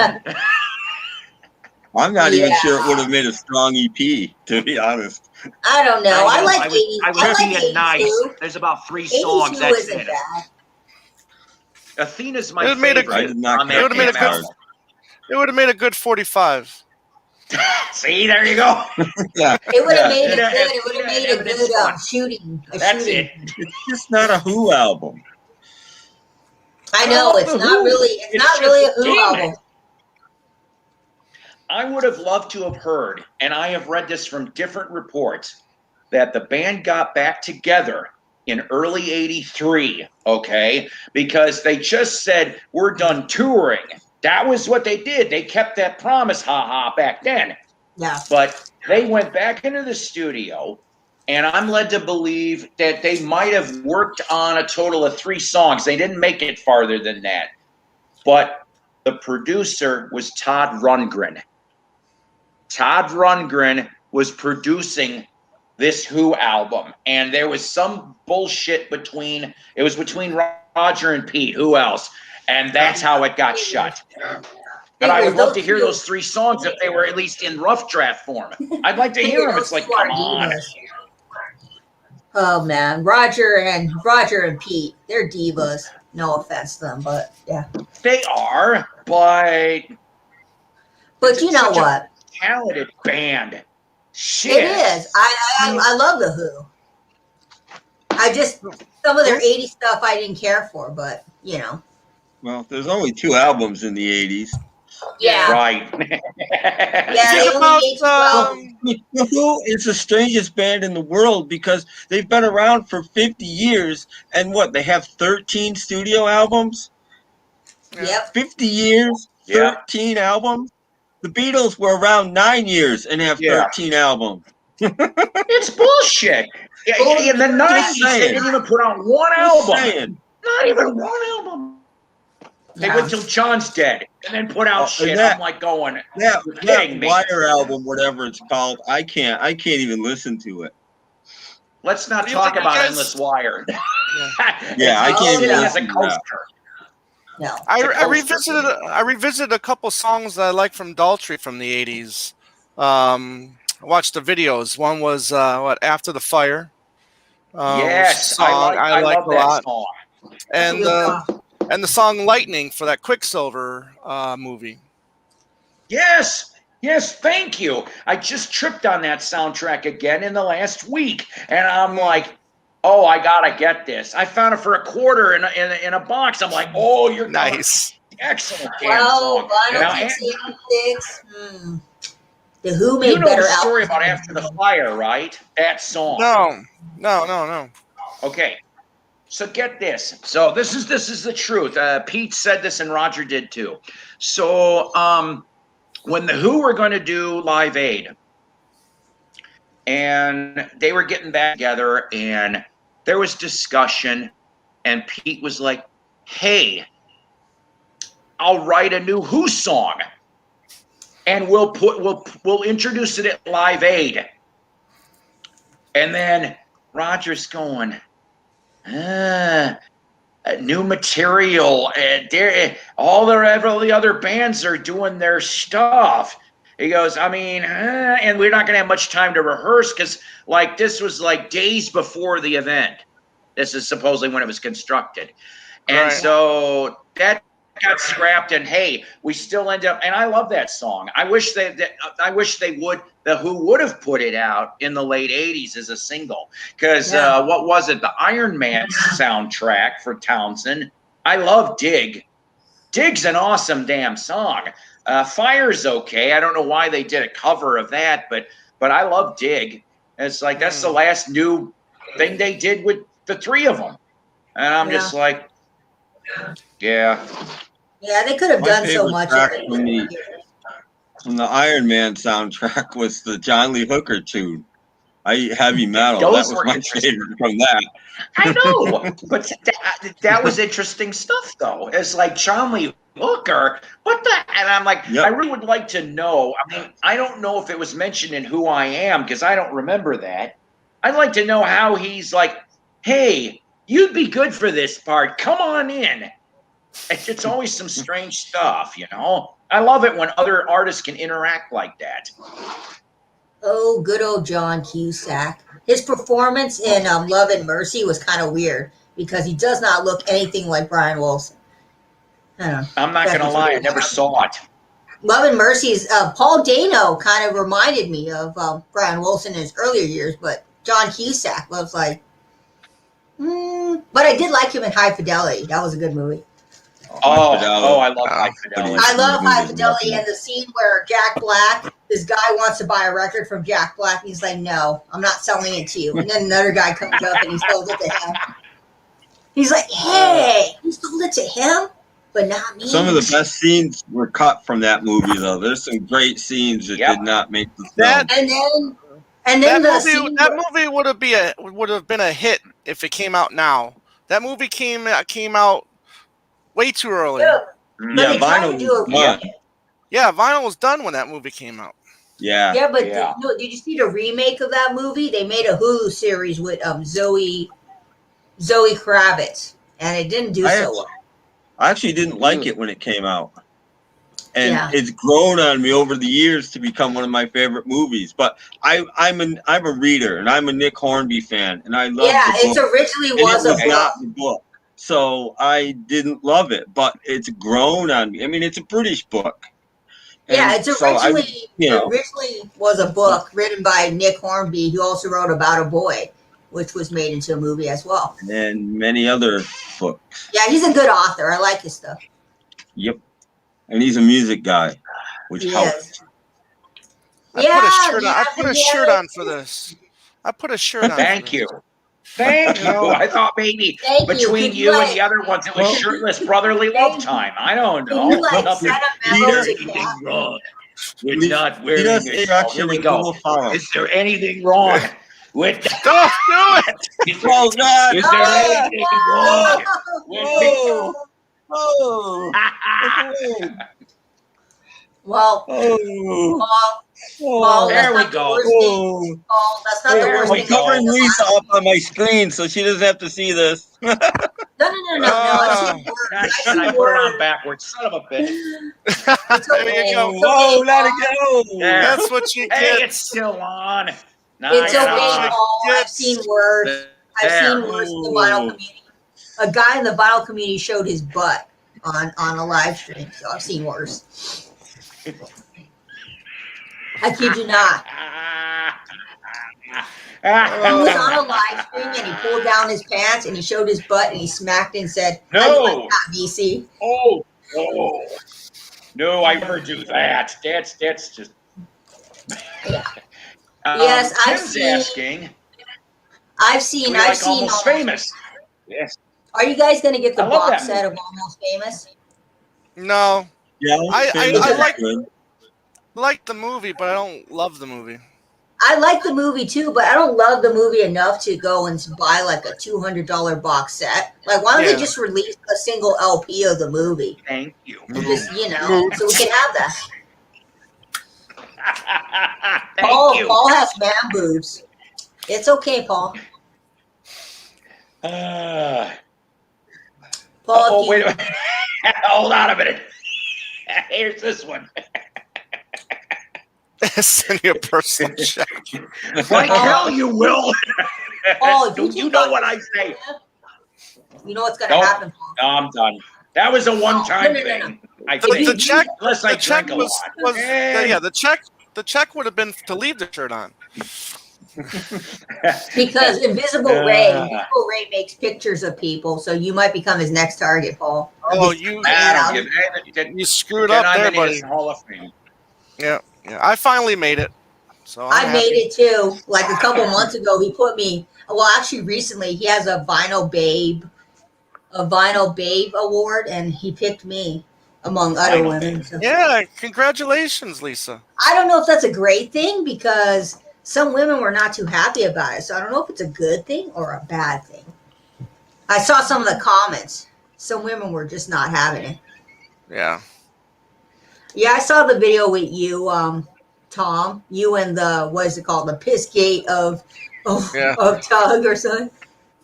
I was, and it says God, it's too late. I witnessed part of that. Yeah. That Pissgate bit. Pissgate. There. Oh. I like that name. Piss. Oh yeah. Oh. No, somebody's gonna have an that was accident. my Oh no, someone's gonna have an accident in their short. You might have made someone turned on. Be careful though, because pre-code might rat us out. Oh yeah, pre-code. I know pre-code. I see you. I see you in other streams. You're all nice in these streams, and I see you in other streams, and you're like, "Did you see what that Paul did? He was showing his man boobs." You're all confessing to rape. Does it look like I mean? Of course you don't care. You know why? You're happy and reputation. confident with yourself. You know what, Beans? You're right. You should see. I used to do this little stupid act in the '90s when I worked for somewhere else. I used to pretend I was pole dancing because there was these two big poles in the archway, and they would throw pennies and yell refund after throwing them at me. You see, it's okay. It's okay to have man boobs. I said I'd end up working at the Sugar Shack as an obese stripper named Pound Cake. And they'd throw the pennies and then they'd go, refund. It's like that Chris Farley, Patrick Swayze thing. Okay, my pre-code. Maybe it's not you. Maybe it's Fred Dobbs. Maybe I got you too confused. Maybe it's the Fred, because I always see Fred, you know. 1 minute he's like, I love you, Lisa. The next minute he's like, I hate you. Like, make up your mind. Like when Mason drinks. You just never know what's coming out. Hi, Jason. Mason. Oh, you missed the beginning of the stream, Tom. You missed the beginning. Yeah, why don't you tell him, Lisa? I wanted to put I wanted to put Godfather music to the beginning of the stream when Mason was talking. Mm-hmm. Like I was gonna go and like record it and put Godfather music to it. Yeah, that's right. Nice. You should have done it. No, Mason keeps saying he's gonna leave the vinyl community. I'm tired of it. It's like 4 times in a month he's left the vinyl community. He thinks he's gonna get out, but there's only one way you get out. In a vinyl box. No, 45 or a 12. Just when he thinks he's out, vinyl we brought him back in. That's right. That's correct. No. Vinyl Kicks 86. I got some proof, but I'm gonna send him never posting it. Horse head. Oh, there you go. Horse head. I love that movie, though. It was so perfectly done. Okay, my pre-code. I love you and all, my pre-code. I love you. I think you're a nice guy, but please leave my friend Rachel out of these streams. Thank you. That's all. Okay, now back to our regular schedule. I'm just putting that out there because Rachel's my good friend, so yeah. I want everybody here in the vinyl community to get along with each other, you fuckers. Because I want them. Are you gonna like send a hitman from the vinyl community? Because I think Stunty would make a great hitman. That's right. It's gonna bring a new meaning to number one with a bullet. No. Wait. I got a better hitman. You know who'd make a good hitman in the vinyl community? Either Roger from TARDIS Rider or maybe Tom. Tom has a. there you go. Hey. Yeah, that's it. The baseball bat. Better up, bitch. There's that scene in A Bronx Tale. God, I haven't seen that. Oh my God, Vinyl Kicks 86. That is so true. I haven't seen that in a long ass. A bunch of bikers come into a bar, Vinyl Kicks 86. And they get all pissy and smart ass, and then the wise guys, they lock the door, and now you guys ain't going nowhere. Bring out the baseball bats. Love that scene. Yeah. Oh yeah. So the right, Untouchables. Yeah. The way they killed Joe Pesci at the end of Casino with the baseball bat. Oh God! I love Joe Pesci. Now the Untouchables, part of that was filmed in Chicago for real, Right. and what they did was they filmed in front of City Hall. And I remember seeing. I'm sorry, but I don't remember the year it was. But what stuck out in my brain was me and my wife were walking around, and I'm like, what is all this? Why does it all look like it's 40s day or some shit? And then I saw around, like, they had production trucks, they had this, that. I'm like, what the hell? I didn't know it was going to be Untouchables. Right. They Well, it came also out in did. 87. Okay, so that would have been my first wife. I thought so. The other movie that was filmed sort of locally, it was St. Charles, Illinois, part of Road to Perdition. Ooh, that's a good was movie. filmed in St. Charles, Illinois, and they took some of the older haunts for that. But Untouchables, damn, yeah. For Paul, they'd be the Untouchables. Yeah, back then, yeah, boy. Yeah. Good stuff. Oh, hey, Tom. Everybody Yeah. here is pretty much done show and tell. You showed up late. You got anything interesting you want to show? Yeah, I was afraid you were going to ask. Yay! Yay! I'll make you big. Ooh. Ooh. Da-da-da-da-da. That's right, dude. I showed a This just paintbrush. came in the mail today. Oh, look at you. Nice. The McCartney stamps. I'm jealous because I would love to get some of Did those. they do the Seriously. McCartney's Reimagined stamps? No, Oh, good God. hopefully they don't do those. Tim, those are free until you lick them. Then it's about $159. Right. You better So- be careful. Yeah. So a couple things. That's neat. Are you a movie guy at all? You're a movie guy, right, Paul? Always. All right. Well, I like this one from the '80s, the Year of the Dragon by Michael Cimino with Okay. Mickey Rourke, 1985. Nice. I was gonna say, sounds familiar. I didn't see that Yeah. one though, but Mickey Rourke, sure. Yeah, The Freshman. Ah, Brando and Bravo. yeah. I remember that one. Yeah. This is I'm in love. I love Helen Mirren, the actress, and Yes. if you want to, this is one of her first big roles from 1969. She shows everything, baby. Mwah. Oh, Ta-da! exactly. She She's leaves a good-looking lady. nothing to the imagination in that one. So, and then I'm a big Coen's brother fan too. And one movie I haven't seen of theirs yet was Hail Caesar. Yeah, You got me on that one. yeah, I I haven't know seen that it yet one. either. So it came out in 18, I think it was. I've never seen that one. Yeah, and then one that came out in 2007 or 8, I forgot, but this one's called Burn After Reading. I did see this one in the theaters. Yeah, Oh, yes. DVD for me, but yes, that's a good one yeah. too. Yeah, Cool. not bad. Cool. Always something getting delivered here. See, that's nice between you, Tom, and Tim here with the silent movies and stuff. I love all of picking everyone's brains when it comes to that kind of stuff. Oh, I love it. Yeah, and then I got behind me. I got the Rhino release of the Mob Rules, the Black Sabbath. Okay, that's the ones with the complete 80 concert, 82 shows. Okay. Yeah. Nice, And then I nice. picked up speakers corners of Miles in Berlin and Al Green's Call Me. Oh, okay. I'm not gonna lie. I have zero. Well, no, not zero. I only have 1 Miles. I got that Bitches Brew I showed. That's it. That's all I've ever come across in all these years that I just started touching on trying to get jazz. Right. Yeah.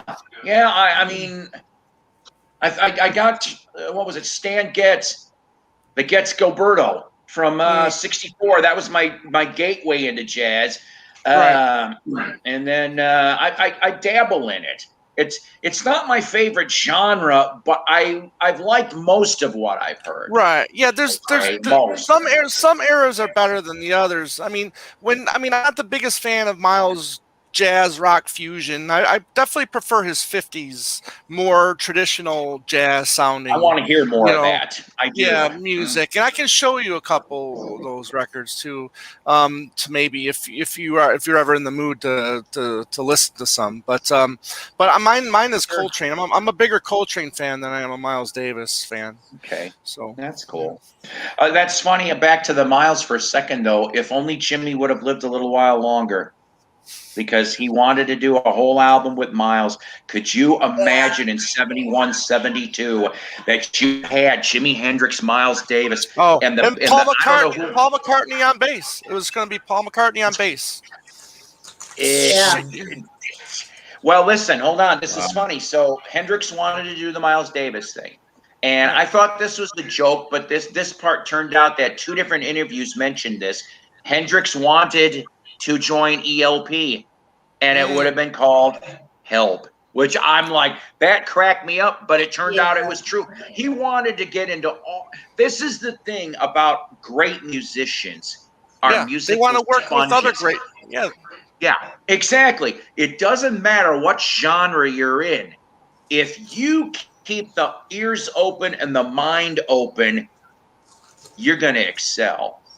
Maybe people may not remember you now because you're ahead of your time, but 20, 30, 40, 50, shit, there's even 75 years. It's like, oh shit, what the hell's this? Surprise. And it's like, the only thing that is a shame, and I mean this wholeheartedly, is it seems like in the industry, or at least in the collecting, most of the time you got to wait till the person's dead. And the guy, it's sad that the musicians are alive. They're not alive to enjoy some of the refound faith in their material years on. I want to answer that real quick. Every time. Go ahead. Sorry, I wanted to answer this comment before it went away. Mike said he got 2 new silent movie packages. I'm curious what he got. All right. Sorry to interrupt. Please relate, Mike. Please relate. Yeah, absolutely. And that sucks about when a big act dies, and then you see on Amazon that everything of theirs is then out of stock. Yeah, it goes for like inflated prices on eBay. Yeah, exactly. But what Michael else? Jackson and Prince are the current examples. I'm sorry. What'd you say, Tom? I thought you said my name, and you were going to say something. Oh, I'm sorry. No, I meant Thomas Calden. I apologize. That the whole Gets Gilberto is a real good one to have. Believe it or not, though, I finally do have an original press, but the one that I tripped onto is in a 99-cent box at a vintage stock, and minty, came with everything. It was an 82 Japan release. It was a Japanese herb, and I'm going. It was so clean, and I'm like, boom, and I'm like, mind blown. That was. I'm like, mind blown, and I'm going. I didn't think that would be possible, and I was wrong. And I'll admit when I'm wrong. That was one of those records that I was wrong. And now like I said, if I find them cheap enough, jazz records, I'll pull them and listen. But like anything else, I'm not going to go and spend high dollar amounts for something if I come across it, because I may not like it. Yeah, I may not like absolutely. it. Look who's back. I was gonna go to bed, but then I saw Tim. I think Mike answered here. It looks like. Yeah. Saw this. I don't know. Hunyadi guy. No, it's Honey. Please, I'm now. Oh yeah, Tom on Honey. Yeah, your name is your middle name is Two Legs, right? Yes. Well, it's better than One Leg. Yeah, it's better than One Leg. Hey, Mike, and anybody else? They're better than Andy. Whispers to Vern Troyer. I heard they call you Tripod. Mike and anybody else interested in silent film. On Sundays at 3:00, there is a live stream that happens every Sunday called the Silent Comedy Film Show or something like that. and it's by Ben Modell and another guy, and they actually do live accompaniment to live comedy shorts, and it's really good. And if anybody's into silent film, they show things that you cannot get, that are not released. They're not available now, and it's a good stream. If any, and they archive all their shows too. The silent movie watch party. That's what it's called. Oh, cool. Sweet. If anybody's, and especially Mike, who's into silent film, check it out. They go live on Sundays at 3, but you can watch them anytime. Excellent. There's my plug for someone else. Yay. So I haven't been watching Joe. I have.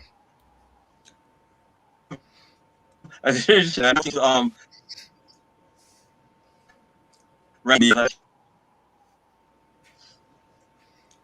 and I went away and I'm back. No.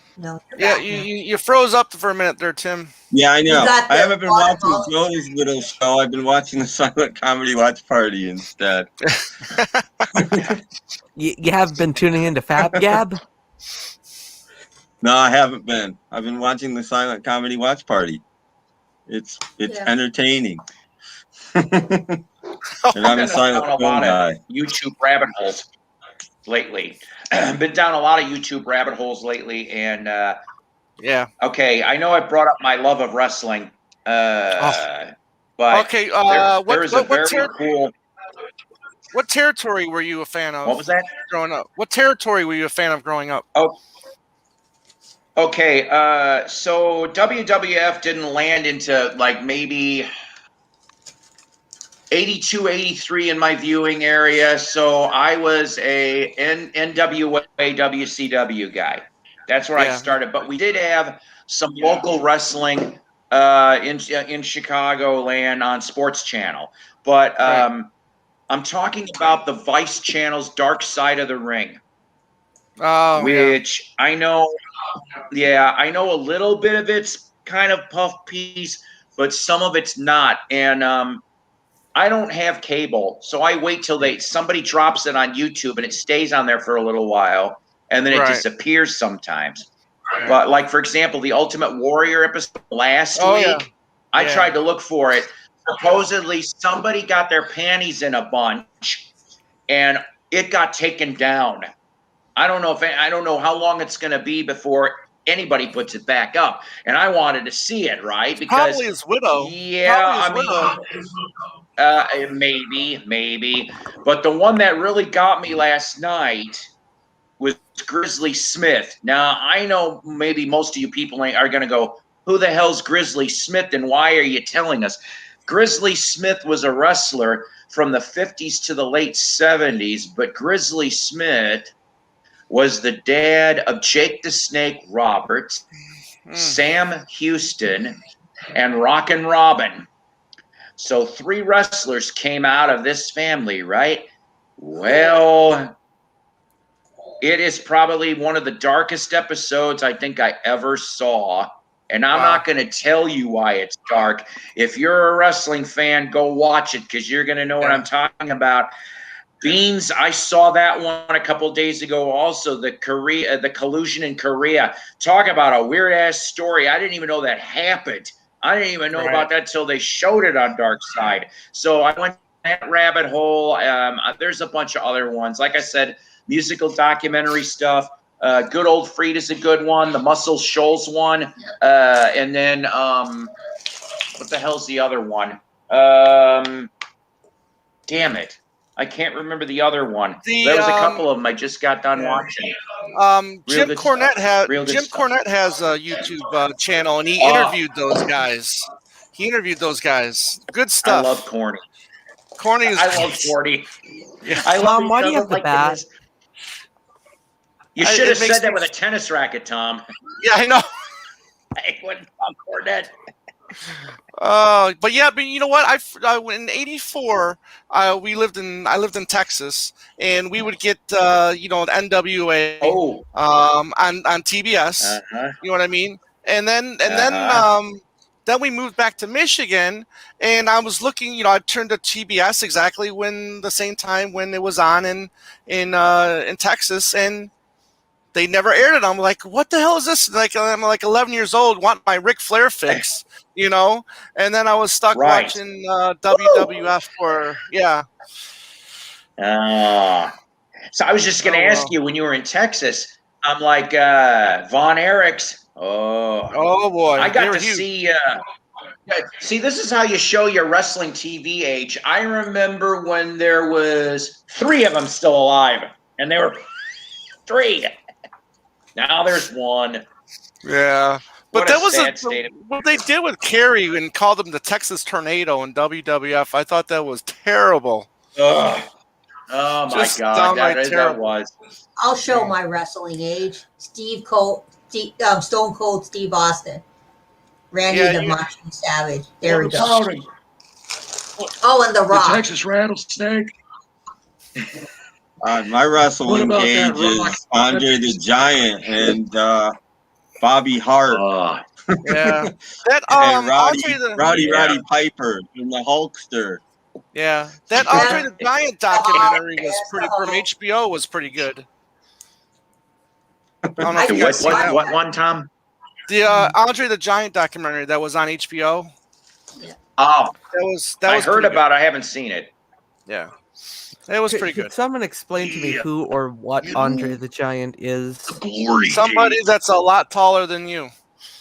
He was, You don't know how tall I am. I think he was like a really tall wrestler back in the day. Have you The ever heard correct of the answer is he was the Princess 8th Bride? wonder of the world. Ethan? Yeah. Ethan, have you ever seen the movie The Princess Bride? Ethan? Possibly. He was the giant. Andre the Giant he's is in the that. big guy in The Princess Bride. Yep. The answer could have just been it's a guy named Andre. He's a giant. You know, that's all you need to know. He's everything. And China was the 9th one. No, we had to make it difficult. Rest in for peace you. to both.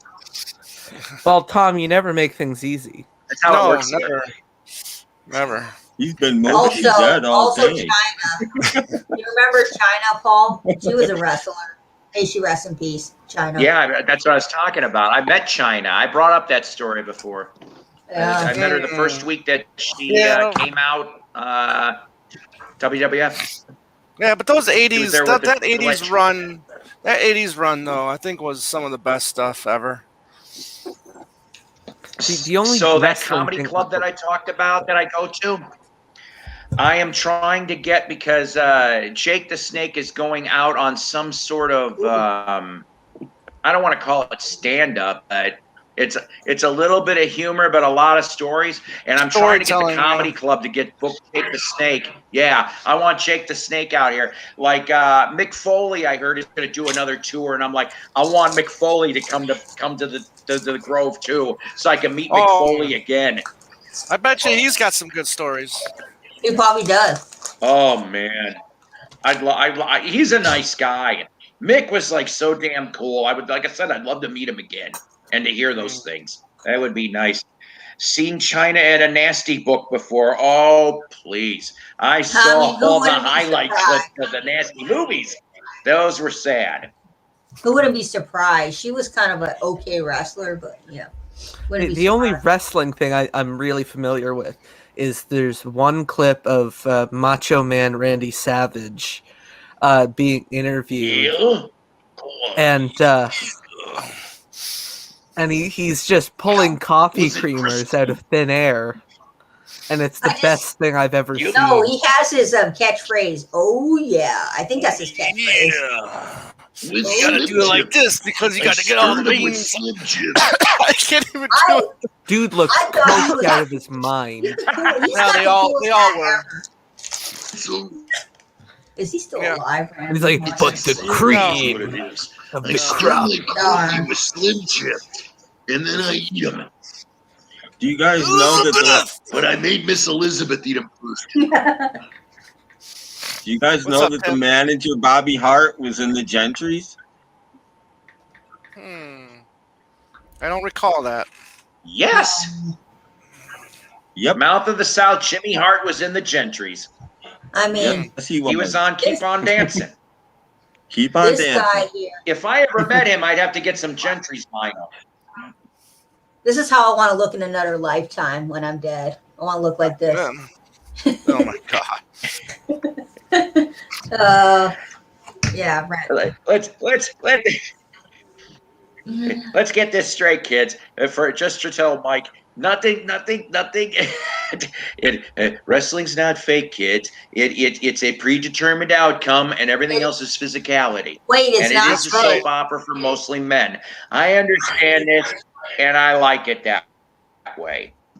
I thought it was like dance. I don't know why, but although saying that, I haven't watched since the mid 2000s. Although I've tripped on a couple clips from AEW, and I do like some of the stuff they do, but not enough for me to go get cable again. Yeah, but you think They those take the new dramatic things stars they- and the legends, and they'll work angles. I don't know. Yeah, I don't know. I catered their, like I their think first Sting's show. back. AEW. I catered their first show, AEW in Vegas, and watched a lot of it. It was okay. Oh no shit, huh? Yeah. Yeah, see, that's listen, I believe in competition in anything, but I mean, that's why I like the WWF, WCW Nitro Wars and shit. 83 straight weeks. It's like, yeah, give us some product that we want to watch. And but like I said, I used to watch WCW, WWF, WCW Pro Wrestling. There was even once a week they would air from Tijuana, Mexico. I think it was Triple A was the federation. It was Lucha Libre Wrestling, the High Flyers. And Nice. I didn't understand a lick of what they said, but I don't give a shit. I was watching the boom, boom, boom. I'm like, I holy like crap. Lucha Libre. But I saw, and Nacho Libre's funny too. But Lucha Libre, I mean, I got to see some of those people up and coming, like Conan and Psychosis, and Right. a few of the other ones, and Rey Mysterio. I mean, I'm like Junior. I'm like, shit, these guys are kick ass. I love that stuff. Let's see. Final Kicks, love 90s and early O's era boxing. I like I'm not boxing. gonna lie, I fell away from boxing. I know that a lot of people get pissed off when I say this. Mike Tyson was a punk. I mean, come on. He got his knockouts, he got his records, but he was a street punk. Now, I know a lot of boxers start up that way, so I'm not trying to knock it. I'm just saying that it seems like to me that Tyson changed the game. I mean, maybe that's why I didn't watch it so much, because I was getting tired of helping to fork out for Tyson pay-per-views when he'd knock the shit and the guy would be gone in 90 seconds. I love Mike too. To me, it was starting to get old. No, I'm just kidding. I don't love Mike Tyson. I he love literally took the sport to heart. I mean, he bit an ear off of Vander Holyfield. Frazier, Norton, Holmes, Sugar Ray, Leonard, Holmes. Man, that might have been about it for me. The last time I remember, and once again I throw the wrestling angle, Butterbean.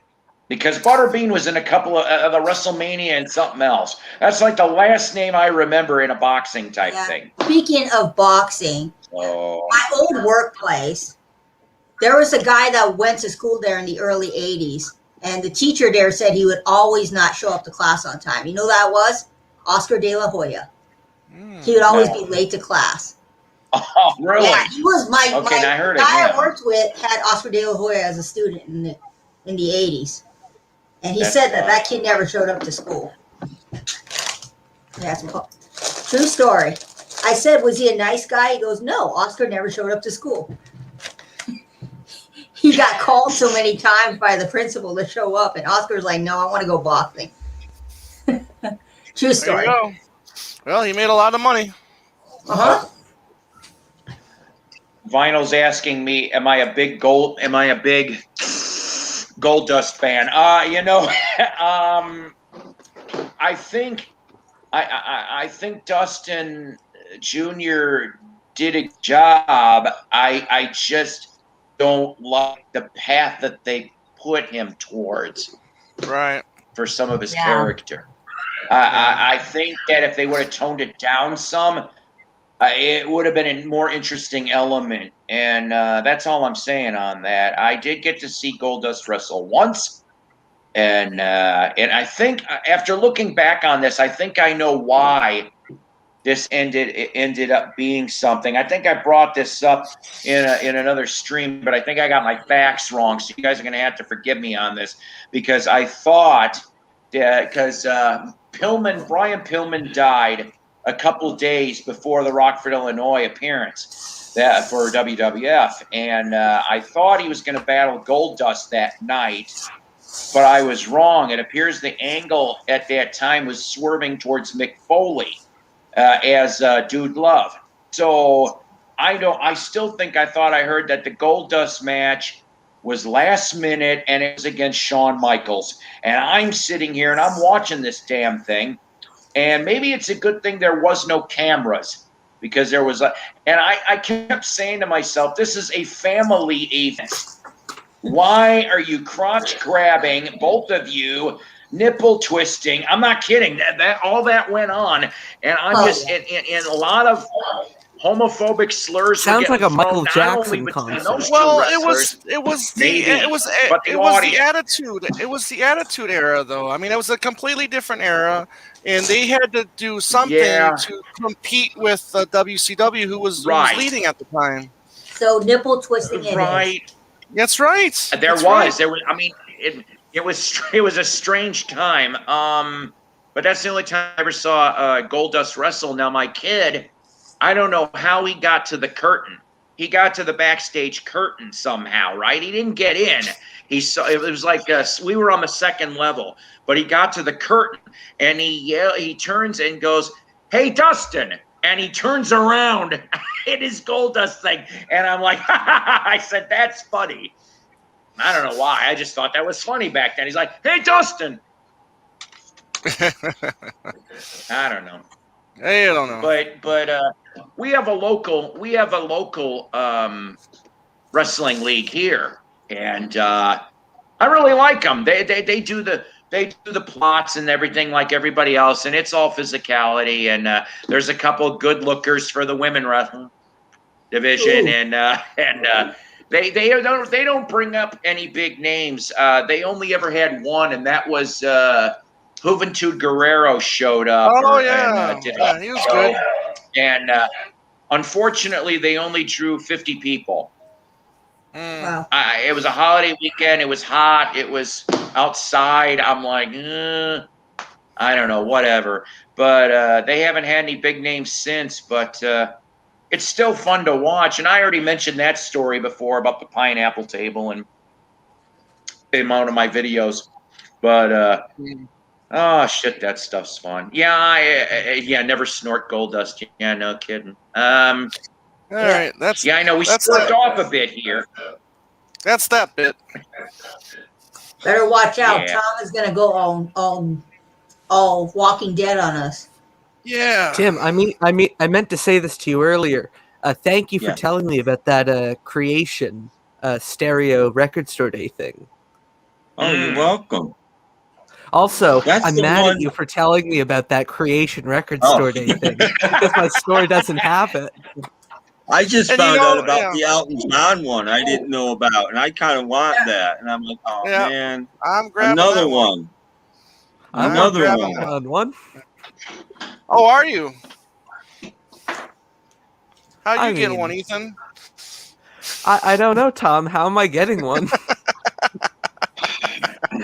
Wait, do they have a different record store day list for Canada versus US, or is it the same thing?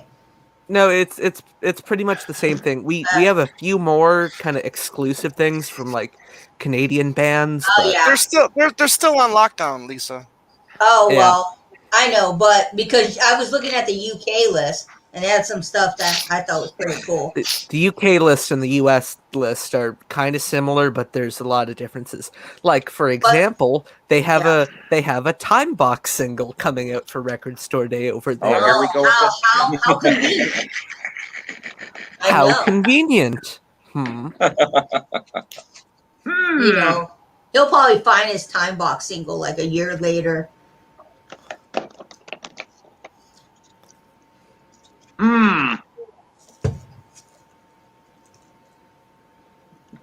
No, I don't know.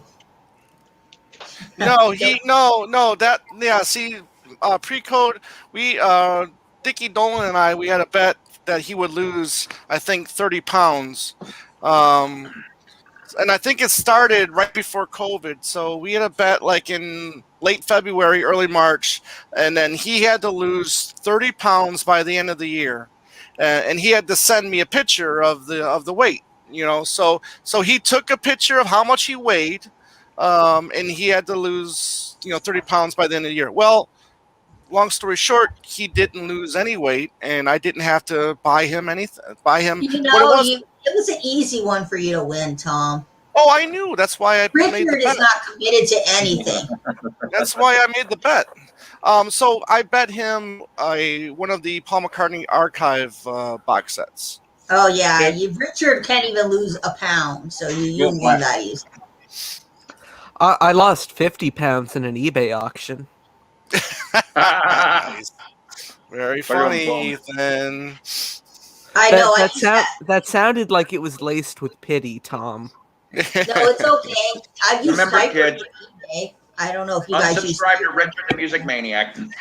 No, and subscribe to Ethan Alexanian. Well, and losing Psycho. weight is not easy for and Psycho and Alan and Groovy Lisa.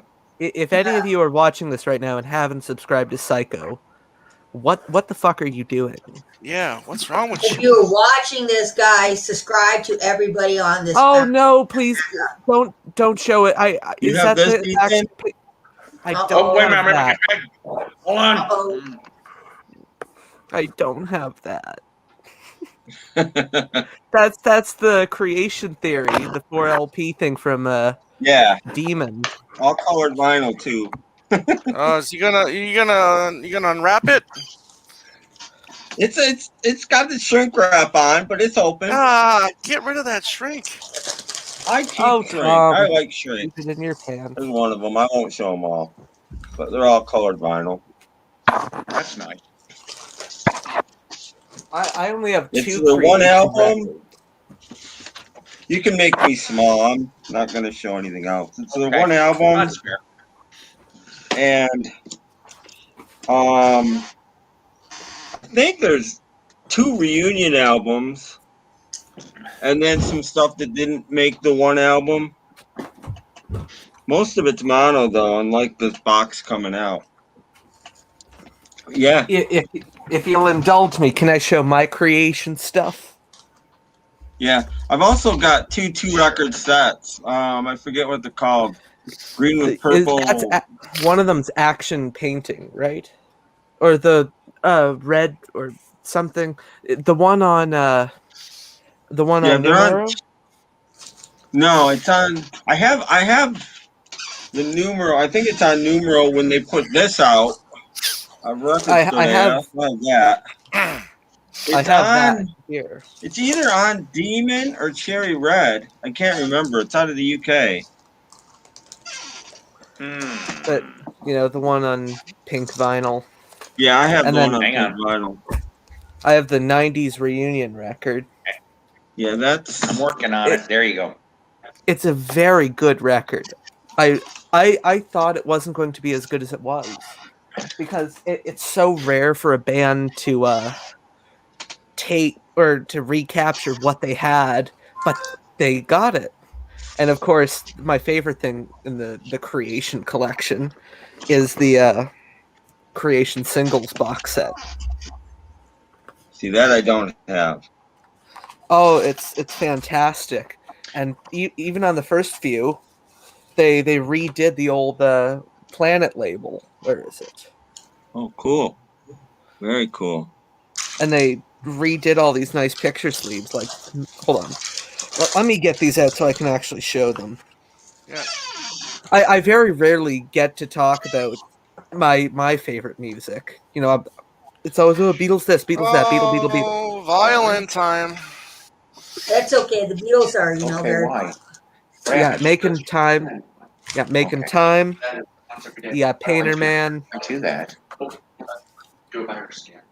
If I stay too long, that's a great one. I'm the Walker. I am the walker. Cool Jerk. Yeah, he's big. It's gonna be at your ankle. Oh, Life is just beginning. Yep, that's true. How does it feel to feel? That is one of my favorite songs.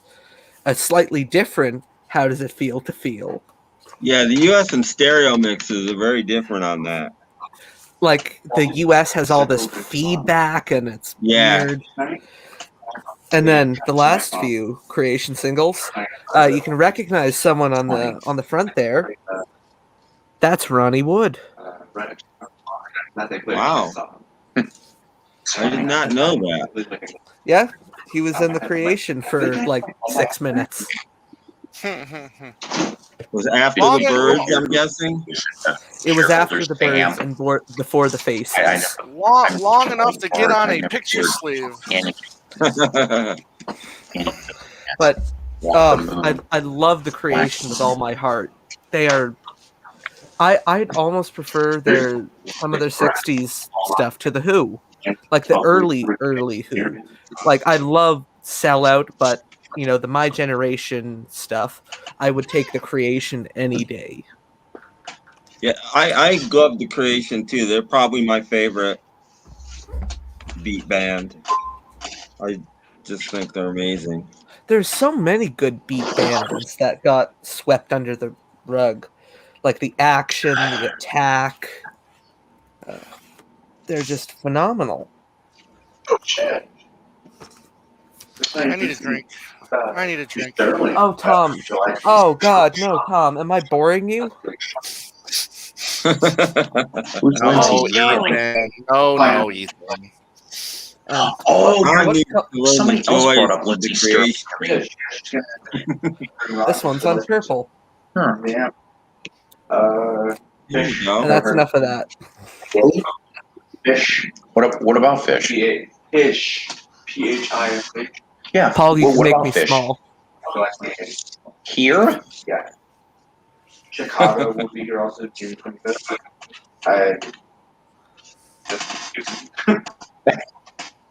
Is it you? I'm sorry, I got mildly distracted by my son. you have any can more make me goodies, or small. am I making you small again? You can make me small again. Okie dokie.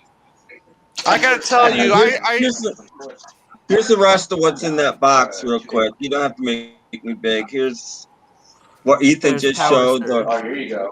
That's for you.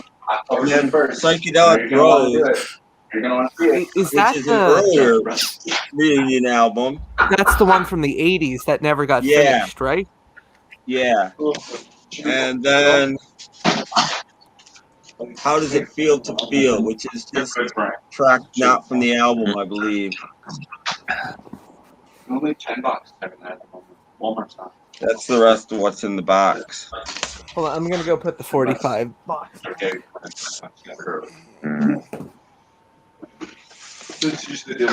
Cool. Lots. And if anybody knows, Of cool watches goodies. my videos, they know that this is a box set, so it just sits on your shelf. I made a video about that. Not my last video, I think. Nobody plays a box. I don't set. have too many box sets. I'm trying to think. I got the Kiss one I showed, Alice Cooper, Moody Blues. I've got the Time Traveler box set. What Kiss box set do you have? A Sun Records box set. The one that came out in 2001. The 5 CD, the big black box. Yeah. I got a Bucks Kinks at a church sale. Am I allowed to show 2 more records? 1.5. No, I'm kidding. Yes, of course. hang on. 1.5. You have to saw the. Hold on, I need to see Tim for this. You can make me small for now. Oh shit! All right. Well, he Yeah. anyway. So hang on a second. Where'd Tim go? Where's Tim? He's getting the Kiss record. There he goes. Oh, okay. I wanted to show Tim this. I Tim, got how do this you feel bad about? boy. Oh, the you Kinks. son of a bitch! Oh, This thing is heavy. We are the on. Village Green. Reservation Village Green. Society. Show that again. There you go. Do you remember Damn. Walter playing. too much in this. A picture of you in your birthday suit. Doom, doom, doom, Dun, doom, dun, doom, dun, dun, dun, dun, doom, dun, It's dun, just doom. Picture singles. The only thing I don't like about this Nice. is it's very delicate. It's very delicate. Tim, can you show that the Swedish LP that comes in that? Yeah, I'm getting there. I'm Yeah, trying to calm get down, these Ethan. back kind of where Yeah, they you go. calm I'm not down, even Tom. sure where that You is. calm down. Okay. Oh, me too. Yeah, I'll just put them aside. Okay, and then the CDs. A lot of them. There's other stuff, but it's so fragile. I hate to even get it out. That's what she said. Damn it, I was just gonna. Ah, You Yeah, beat me. don't want to have a kid here's there. the regular album. It's a gatefold, mono and stereo. Nice. Nice. Nice. Nice. And here's the Swedish album. Oh, look at that. That's cool. Nice. That Wow. that has Track that list. has a shortened track listing, right? Yeah. I think there's a song or two not on the. Here's what the label looks like. So That's a nice yeah, set. I got this pretty cheap, I think. I can't remember what I paid I was just gonna for it. ask And you. there's a book. Oh, Oh, Probably my around. friends were Oh, there. I think 75 or less. People take pictures of each other Not I'll just show my that friends, on but the their best friends too. just to prove that they 200 really million. existed. It's like I said, I never get it out because it's just fragile. And there's almost too much. I was going to get the next one too, and I just didn't because it's just so care, fragile Mike. that. Well, you could have bought it for Okay, you can make Ethan. me small. But Tim, how do you feel about this band? I'll show it when I'm. Yeah, make me small. I'm getting there. Hang on. I'm trying here. I'm slightly behind. It's quite easy to get a complete discography of this band because they did not really put out much. How do you feel about the action? I have that, I have, and well, that's about all I have. I might have a couple tracks somewhere else. I bought what's their lead singer's name? I bought his demo album, but I didn't think highly of it. well, this the Parlophone stuff with the nice Paul Weller sleeve notes, but this came out back in the 90s, I think. This is a new reissue from, I don't even know how to say the label's name, but it's fantastic, and I love this stuff. The No, I Rolled don't Gold. have that. It's Reg King. That's the lead singer. Yeah, I have. In fact, it's probably for sale on eBay right now. I think it is because I just didn't. He made it in like 70 or 71, and it's just sort of AOR soft rock. Nothing grabbed me on it. Although this one I ordered off of Amazon, and it showed up warped, so broke my heart just a little. Yeah. It's getting to be summertime. Records are not good to be ordered in summertime because they sit on your porch all day long. You can make me small. Okie doke. Oh, nothing makes me happier than talking about these bands. Just realized I put this thing away and I left the two singles out. That's what I don't like about. See, I opened it up and it's falling apart. They didn't use strong glue. Oh, Tom, I thought you were coming back with some, other obscure British beat group. Powered by whiskey 100% of the time. Yes. Yay, I'm sorry. I'm excited. whiskey. I'm the highest bidder on this thing on eBay, so I'm excited. Do you have anything by the Birds, Ethan? The BIRDS? I don't have anything by the Birds, sadly.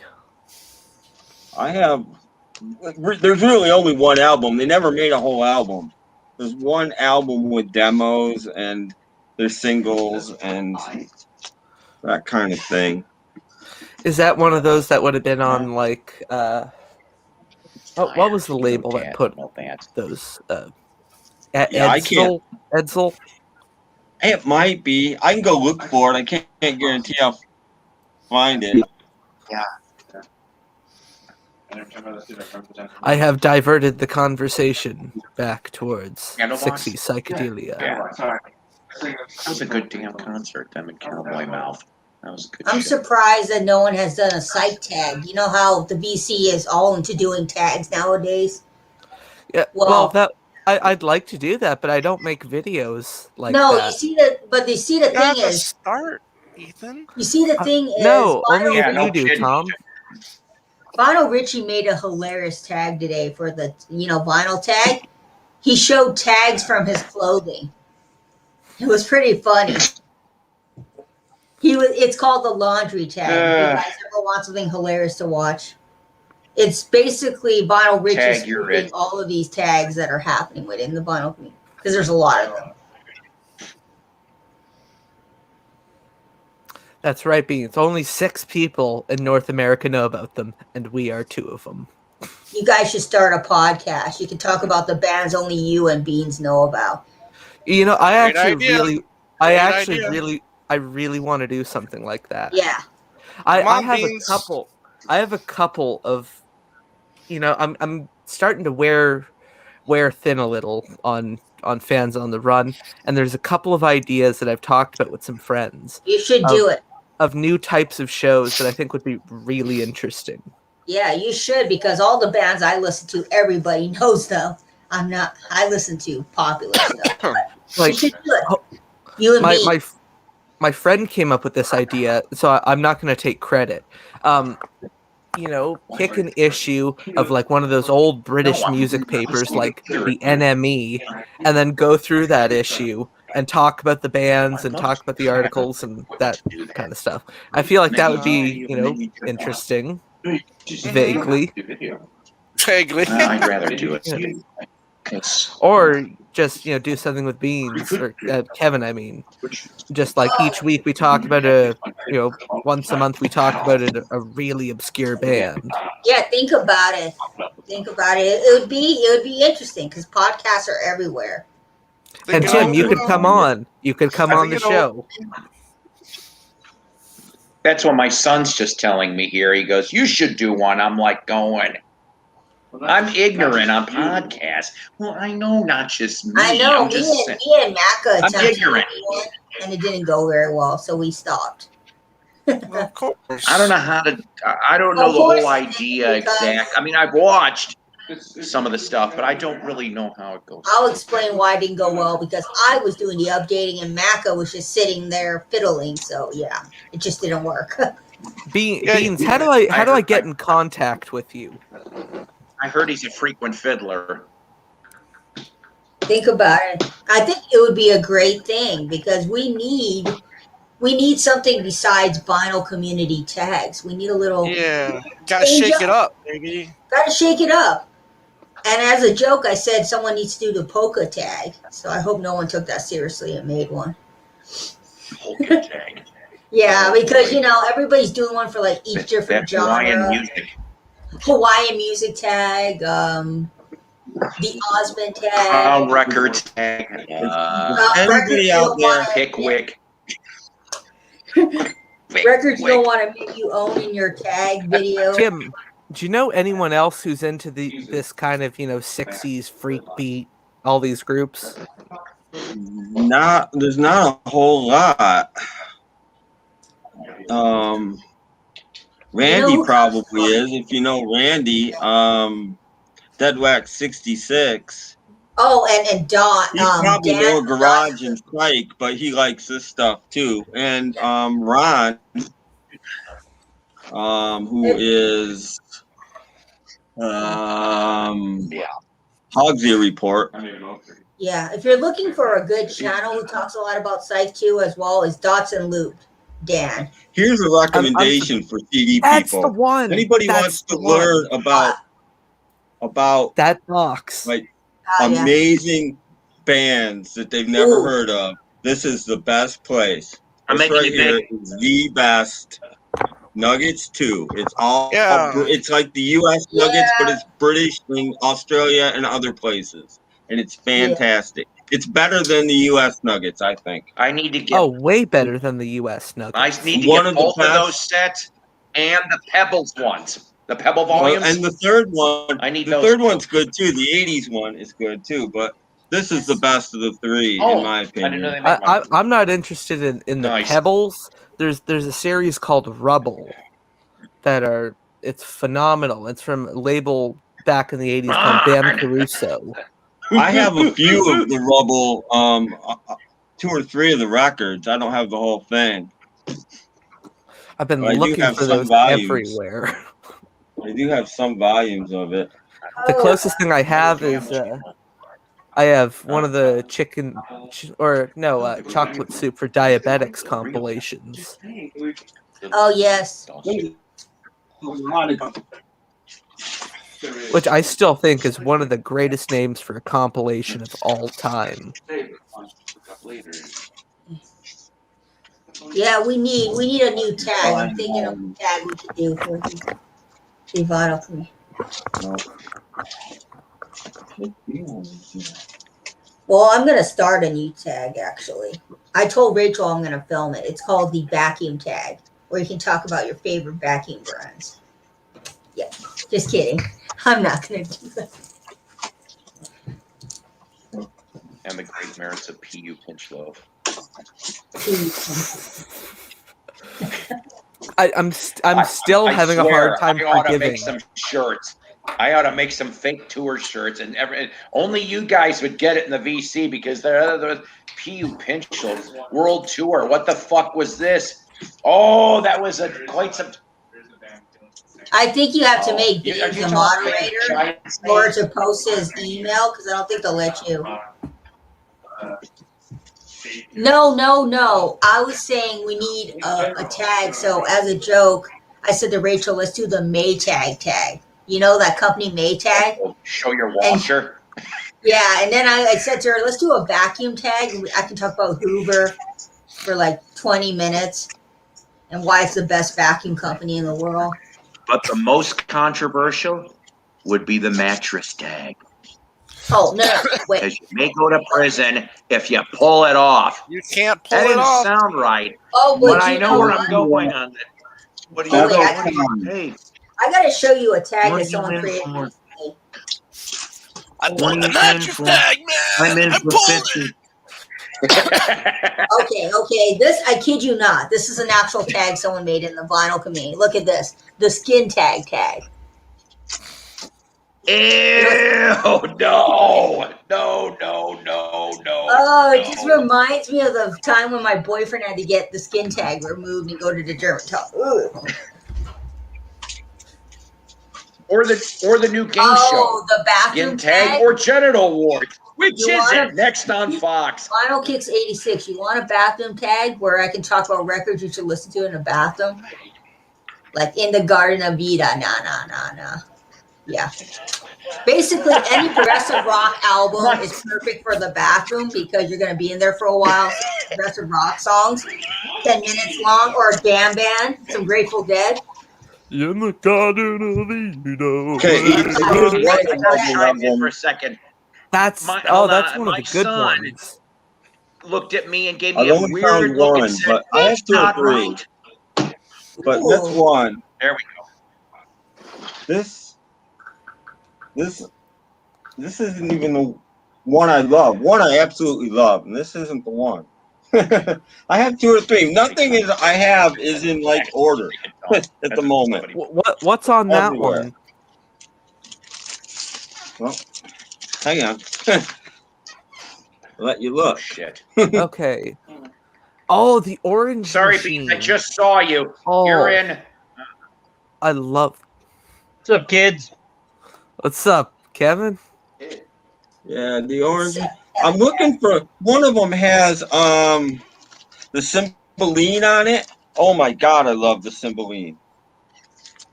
But I also have like these. These are okay. Psychedelic unknowns.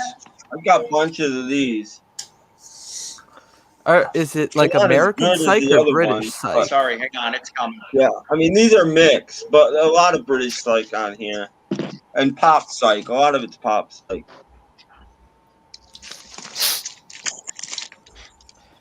Okay, you can make me small. Oh, Just wanted to show one Rubble album. Vinyl Kicks 86. Yeah, I like the Rubble stuff.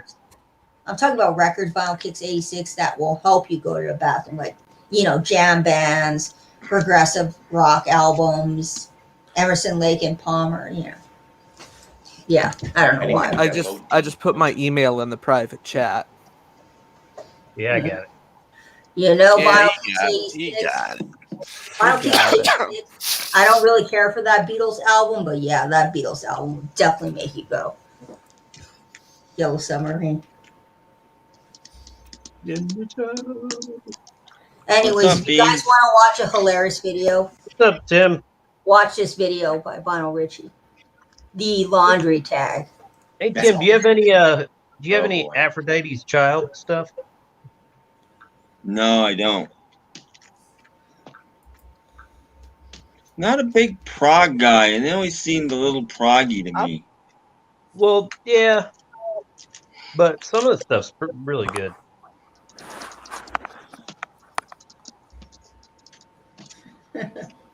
Hey, Kevin, you got any stuff to show and tell? Everybody else pretty much has shown some things. No, Your not turn. right now. I'm in bed. I don't have access to my dash right at the moment. Gotcha. All right. Gotcha.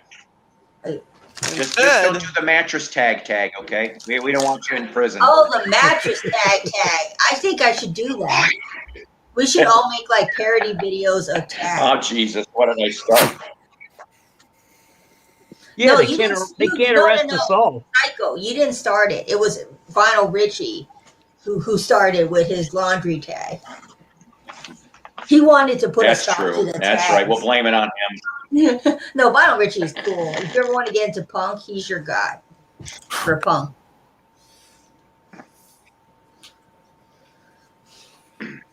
Yeah. I know what he's talking about with the I've saved Aphrodite's your Child, email. but I don't think I've ever seen an original of the 666. Yeah, I seen that album. It was mentioned in I've a seen more progressive Vangelis tag than that kind of someone did Aphrodite. recently, 666. I just love Demis Roussos' voice. It's amazing. Oh, Jim Croce. Yeah, Jim Croce is another awesome musician who passed before his time. Did you say a nutter? Let me explain. I'm kidding. I'm kidding. I was in speech therapy, and unfortunately, I couldn't fix that.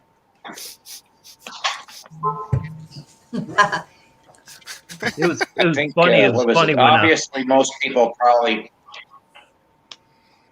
with the believe Chariot me, of I've Fire gotten soundtrack. Of course, everybody knows that.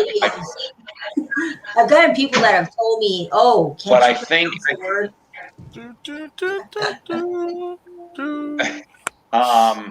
I think though that the first time I saw Vangelis, or excuse me, heard Vangelis, was that album with John Anderson, and MTV used to show the video Front Row, and that I actually dug that and ended up getting the album because of that. I liked what they did together.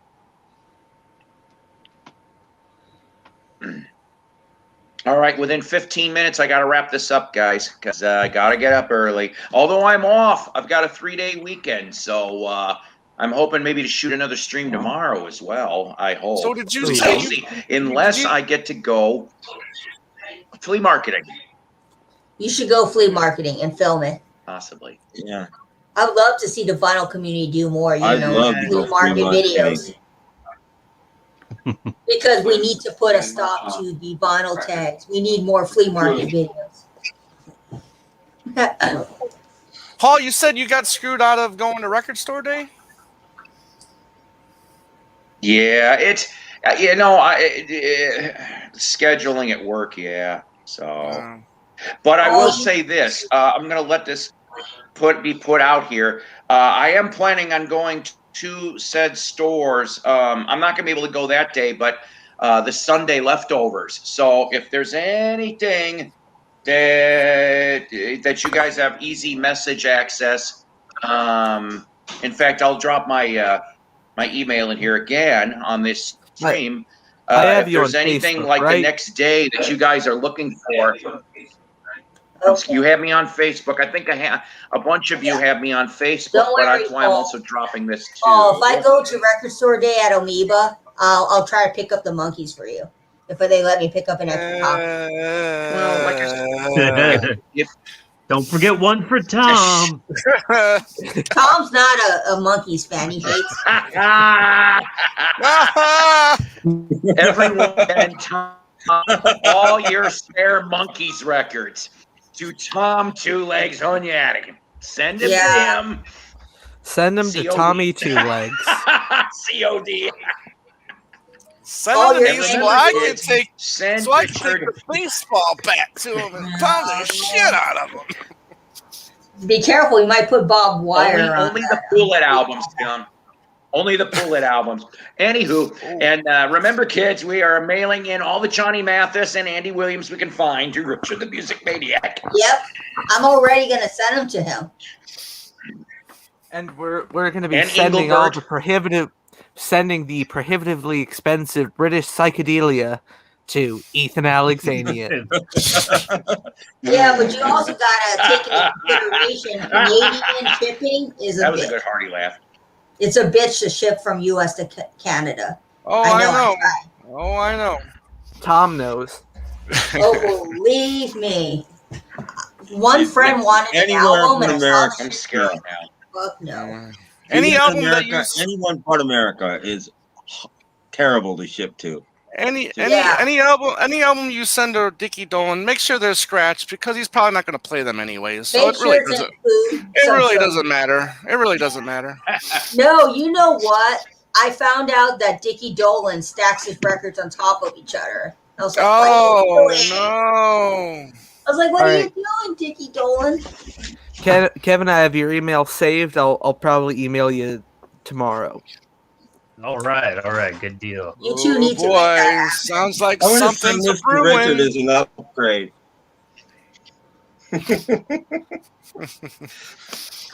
All right, that's my joke. I had to look. It took me 2 weeks to get my album from London. I'm about 2 weeks. I'm about 2 minutes from At least according to the passing customs out. declaration. Hey, I'm used to having albums waiting 4 months for them. I'm used to that. All right, see you guys. No, All right. see you later, I'm Ethan. done. All right. Bye. Thanks for coming up, Ethan. And Bye. All right, Peace guys. in the neighborhood. I think we are going to wrap this. We're going to wrap this up. I want to thank everybody that showed up here on my panel and in the studio audience. Let's see here. If I don't do a stream tomorrow, because yes, I am going to watch Svengoolie and Offbeat Cinema. I'll do one Sunday. I will do a Sunday stream probably later in the afternoon because I don't want to knock Fab Gab or whoever's going to be on Sunday. So yeah. So next episode will be Sunday. Sunday at the American Drag Strip.